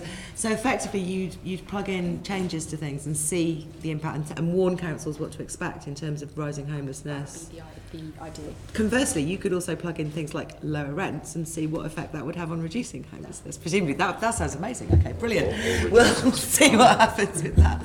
Just a couple of tiny technical questions then to do with the data sharing. You said you're going to put an online form in for the landlords. Will that also remove the need for the 2 months of arrears to be in place before they can use that form? Because it wasn't just no. That. So the same criteria, just the criteria remain the same. And that'll be resolved. It's just much easier to do it, and we'll also improve the back end so that the whole process speeds up. So the decision making won't be 9 weeks on top, which is what we heard. Which is clearly far too long for landlords. So. The other thing we heard from councils was that the data sharing within Universal Credit, because everything goes into one benefit run by you, whereas councils are much more intimately involved in administrating housing benefit, is an issue for them because they don't have access to the data. They might need to help people. Is that going to be resolved as well? Well, just to start off with, why is it like this? It's because for the first time, because we put 6 benefits together and we've done it digitally, whose data is this? It's actually the claimant's data. Before other people will start wanting to move it around, it actually belongs to the claimant for the first time. Whereas under legacy benefits, you had some data with the local authority, some data with the job centre, some with a tax credit in HMRC. It was impossible for the claimant to determine. Now, what we put in place is a very easy ways for claimants to go into the journal and just say, I'd like you to talk to my local authority about X. And that can be done almost instantaneously if you've got a smartphone, or you can go to your library and log on and do it that way. So we're saying, generally speaking, that should be the way things work. If it's my data, I should decide who sees it and when and for what purpose. Now, but we are, in the context of managed migration and the testing that we're going to do starting in July, we did say to Social Security's Advisory Committee that we would look at circumstances in which this we might want to flex that a bit. So we're always looking at it because it's a constant kind of thing that we're challenged with. But the underlying principle really is it's up to the claimants to say, yeah, actually I do want shelter to help me with this. So I can just go onto my journal, or I can ring up my case manager and say, please talk to shelter about my issue. But it has to be specific, and it has to be kind of explain why this person needs to speak to you, because clearly otherwise it's an intrusion in someone's privacy. So that's the kind of the principle behind it. We're not just sort of setting out to be difficult. There is a kind of general reason and philosophy behind this. Okay, thank you very much. I just want to move on and talk to Mark about the place and capital letters projects. We had a lot from councils about how they don't like being in competition with each other for temporary accommodation that might be available. So can you tell us more? So 2 years ago I started chairing a group of boroughs at London councils around how to improve the supply of temporary accommodation, and these 2 projects came from that group, which has obviously had a lot of contribution from boroughs. The GLA have also contributed to it, and the Ministry of Housing and Communities Local Government have also contributed to it. So it's a really great example of cross government collaboration, cross department and cross council collaboration. So we've set up these 2 programmes. The purpose of both of them is to improve the quality and the price that councils are paying for their temporary accommodation to improve the quality for obviously the people living in that temporary accommodation. And they're not seen as the single or the two only answers to the problems in London, but they're seen as a big step towards improving the situation. And of course we should be providing more permanent homes for people, which is another whole strand, isn't it? The first one, Place Limited, is a company limited by guarantee, so it's a not-for-profit company which Tower Hamlets Council set up, and a number of other councils are now joining the company. So it's potentially got every London borough as a member. How many do you have so far? So far we've got 6, and the plan with Place Limited is all about using land that's available for a limited period of time.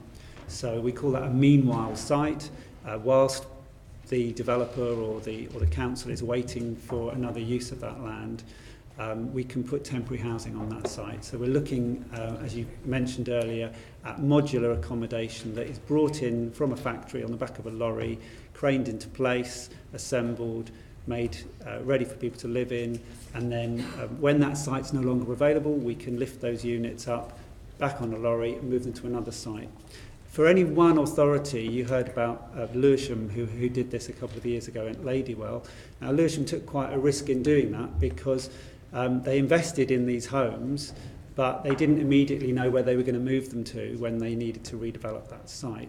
And I know they've got another site in mind, but if you think about all the London boroughs working together on this, then if Tower Hamlets has a site for the next 5 years, but we then move those homes to Newham, and then they're there for 5 years, and then we move them to Waltham Forest, and they work their way around London. Over the course of, say, 40 years, which would hopefully be the lifespan of these units, they could move maybe 4 or 5 times. So having looked at the finances of it, that creates a much better financial plan for investing in those units. And so we now have, with support from the Mayor's Innovation Fund, we've got £11 million coming in. There'll be these properties purchased. We're going to buy 200 of them, and then we'll be placing them on sites around London. So those first 5 or 6 sites will be those boroughs that have joined the company now, and other boroughs will join the company in future to make use of those units as they move around. That's very innovative. What's the rent on these places then? Are you saving an awful lot of money on the rent? So we'll be charging the local housing allowance in each borough. So just exactly that, basically. So the way that works, it means that if we're placing them in a London borough, we'll actually get more rent in. If we're placing them in an outer London borough, we'll get less rent in. So we have to be very careful about over a 40-year life of those units, that we get enough money coming in to cover the full cost. And how much do they cost? Can you tell us? So we haven't actually placed the order yet. We're in the middle of a procurement process. There are 3 companies who we're actually about to write to this week to ask for their final prices. We've been through what's called a competitive dialogue, where they've given us a design, and we've then tested that out, really, working through a whole load of questions about how that's going to work in practice, and then we've come up with what we think is the best possible design, and then they're going to price that for us. So by the end of February, we hope to be in contract with one of those companies to build those 200 units. So the Mayor's put in £12 million. 11 million. 11 million. Oh, I've got 12 here. Okay, and that is mainly for the Place project, or is that was for the Place project. So did you tell the Mayor how many units you were going to buy for that amount of money? The 200. Yeah. Okay, so they're quite cheap. So that doesn't cover the full cost. Okay. So the Mayor's making a contribution, and then what happens is the company will borrow money for the remainder of the capital cost, and that loan, wherever we borrow it from, will be repaid with interest, but hopefully, because it's a charitable, not-for-profit company, it should be able to get a low-interest loan, and that money will be repaid from those rents that are coming in over the next 40 years. So we can't have these properties just sitting empty; they have to be occupied. Yeah. And in terms of costs and benefits, you're also saving the money that would have been spent each council, so that's goes towards the benefits. So there's a big saving for councils who are at the moment paying way over the local housing allowance for some of their nightly paid accommodation, which is what you were hearing earlier. Yeah. What about the capital letters? Okay, so capital letters, is also setting up a company, which is again a company limited by guarantee, so it's again not-for-profit company. This company, we have 13 boroughs in London who've committed to signing up to the company at the outset, and there's quite a few other boroughs who are interested in joining in the future. So we're hopeful that that will be have a very big coverage across London. This company will act in effect as a private landlord. What it will do is it will lease properties from property owners who perhaps, you know, they've got a property they can't sell, they're not living in it. They could become a landlord themselves, but actually we'll do all the work for them, we'll lease the property, we'll provide the tenant, we'll guarantee them their rent for, say, the next 5 years. That means we can then let those properties to people who are currently homeless. Now, we could provide it as temporary accommodation, or we could provide them with a 5-year tenancy, in which case they're no longer considered homeless. Yeah. Which, you know, I think everyone would see that as a benefit in terms of more security for people. They haven't got to keep moving around between different types of temporary accommodation. And because we're managing it through our company, then we can guarantee that repairs will be done, that the quality of management will be better. We would hope to provide a support service to people who need support with things like budgeting and other aspects of their tenancy, and we would make sure they were linked in with other services like employment services and so on. So that's the kind of rounded model of what we're offering. We will also be able to set up direct arrangements with private landlords in the way that a social lettings agency would do as well. The big advantage of it, as you heard, is that it stops local authorities all ringing the same property owners to try and get hold of the same properties. There's been one central hub, one team procuring, I mean, we hope eventually for the whole of London, but certainly to start with for those 13 authorities. And it does mean that if the company is able to secure properties in a range of different areas, then rather than boroughs placing in each other's areas, they'll be able to see from the whole portfolio that they're managing that there are people that can be moved closer to home, closer to their home borough, which again is obviously a big advantage. What sorts of rents are you envisaging for these homes? So again, we'll be aiming to charge local housing allowance rents, and obviously it depends in each case on what we're able to achieve through the leasing arrangements. And it goes back to the point that was made earlier about incentive payments. So typically when a borough leases a property, they pay the property owner an incentive payment because obviously they're committing that property for, say, 3 to 5 years. We would make sure that through capital letters that we're in dialogue with all the boroughs we're placing in so that we're keeping the incentive payments within the local rate for that borough, rather than there being this kind of bidding against and over the rates that those boroughs would want to pay locally. So when you say incentive payments, the renter pays local housing allowance, yes, and the local authority would pay more as an incentive for the landlord to take it on. Exactly. And do you know the rough ratio of those two things that you're working on as a model? Well, the way the incentive payments work, obviously, we're trying to keep them as low as possible. So if I name a figure now and all the landlords listening, fair enough, they might think that's what they're going to get. But typically, authorities are paying, more than £1,000 for an incentive payment, sometimes several £1,000s. So, people know that that's what's going on in the marketplace, and we'll be wanting to try and come up with, it won't be a flat rate across London, I'm sure, but we'll want to come out with rates that actually work across the London area to incentivise landlords, but not to overpay in the marketplace, to try and persuade people that coming into this scheme is better than sticking with the nightly paid accommodation scheme, which doesn't really help anyone in terms of the councils or the homeless people. It only helps the landlords who are exploiting those higher prices. Okay, thank you very much. That's really interesting. Well, and concisely explained. Can I go now to Deborah and ask what the Mayor's team is doing, apart from giving money to the projects that we just heard about, to help London councils to work together to solve these issues that we've raised? Sure. I mean, as Mark's explained, the GLA have been very involved in the work that's gone on as the kind of basis for both place and capital letters. So the Mayor contributed funding to the feasibility study from which the capital letters business case emerged, and also was very involved in the early plans around place, and there's kind of ongoing involvement around that competitive process that Mark mentioned. Place is funded, again, as Mark mentioned, from the Innovation Fund, which is a strand within the Mayor's overall affordable homes programme. And that fund remains open for further bids from boroughs to fund provision of accommodation that can be used for homeless households, whether that's as temporary accommodation or to prevent homelessness or to discharge duty.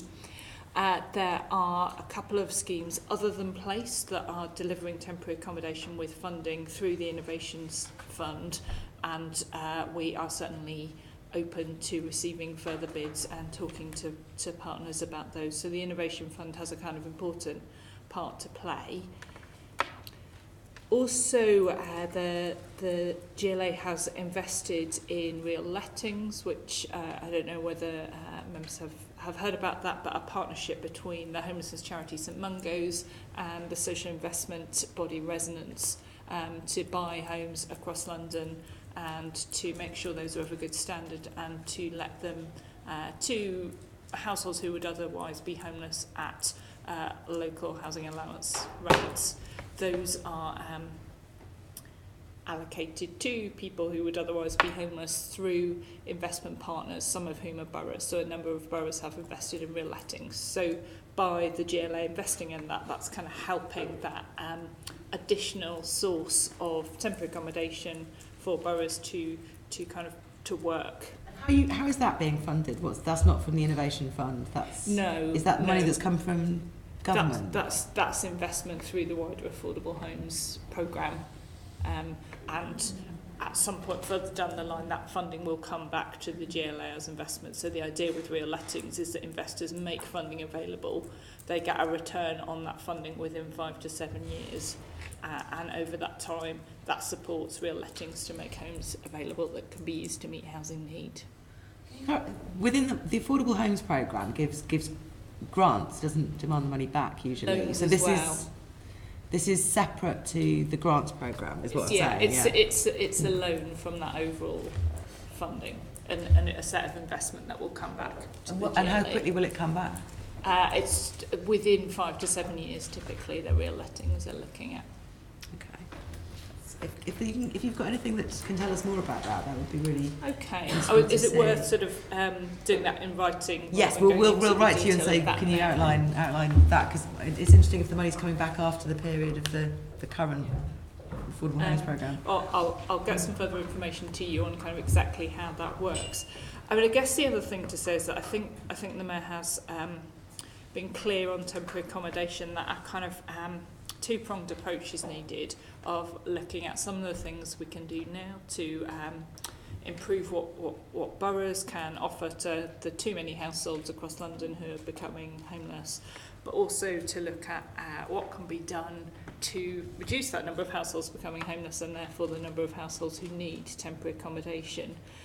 So I guess some of the other things are kind of bigger systemic issues that the Mayor is working to tackle, increasing the supply of affordable homes in London, lobbying the government to review the welfare reform measures that we know are both fuelling homelessness but also making it harder for boroughs to secure decent accommodation for homeless households. And also looking at how the private renter sector works. You know, we know that sector has grown hugely over the last few years. There's more competition for it as Londoners on middle incomes who would want to have bought a home and no longer able to do that, so there's more competition for tenancies there, and there are more families living in the private rented sector, and yet that sector remains kind of inherently very insecure, and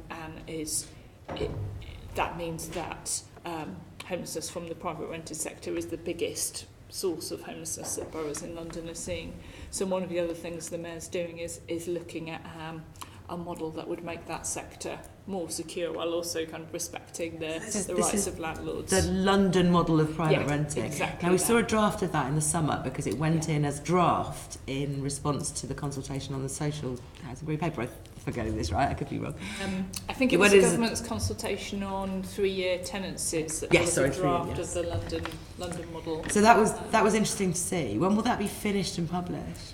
I think the current kind of plan is to publish that later in the spring, after some engagement with different stakeholders. Okay, that's useful. The other thing that was asked earlier on was for the Mayor to be sort of campaigning at a national level. Yeah. And obviously one of the things that we saw was the enormous amount of money London boroughs are spending in a revenue way on nightly paid accommodation, that again it's similar to the capital lettings thing. The amount that could be saved from some capital investment to acquire some of these homes to just rent them out would be extraordinary. Now this is different to affordable housing grants that are for building new homes and fulfilling our new homes housing need. This is about changing the tenure of homes effectively. Is the Mayor lobbying for funding for that kind of measure on the grounds of enormous cost savings in the long term? Yeah, I mean it's something that a number of boroughs, I think it's already been mentioned, but it's perhaps not sort of necessarily clear from the conversation so far the scale of this, but a number of boroughs are buying homes to use. They're limited as by how temporary much capital accommodation. funding they can put together. Sure. I mean, that said, some boroughs have bought homes at quite a scale and have plans to buy further, so it's not a thing that's impossible for boroughs to do. It's something where the Mayor could look at loan financing to enable that within the Affordable Homes programme. So I think it is another kind of tool in the toolkit that boroughs need to kind of meet this really pressing need, and it's certainly something that the Mayor is kind of keen to support in whatever way is helpful. Yeah, I think alongside the London model for private renting, some more writing to the government about what might change in terms of temporary accommodation would be really useful.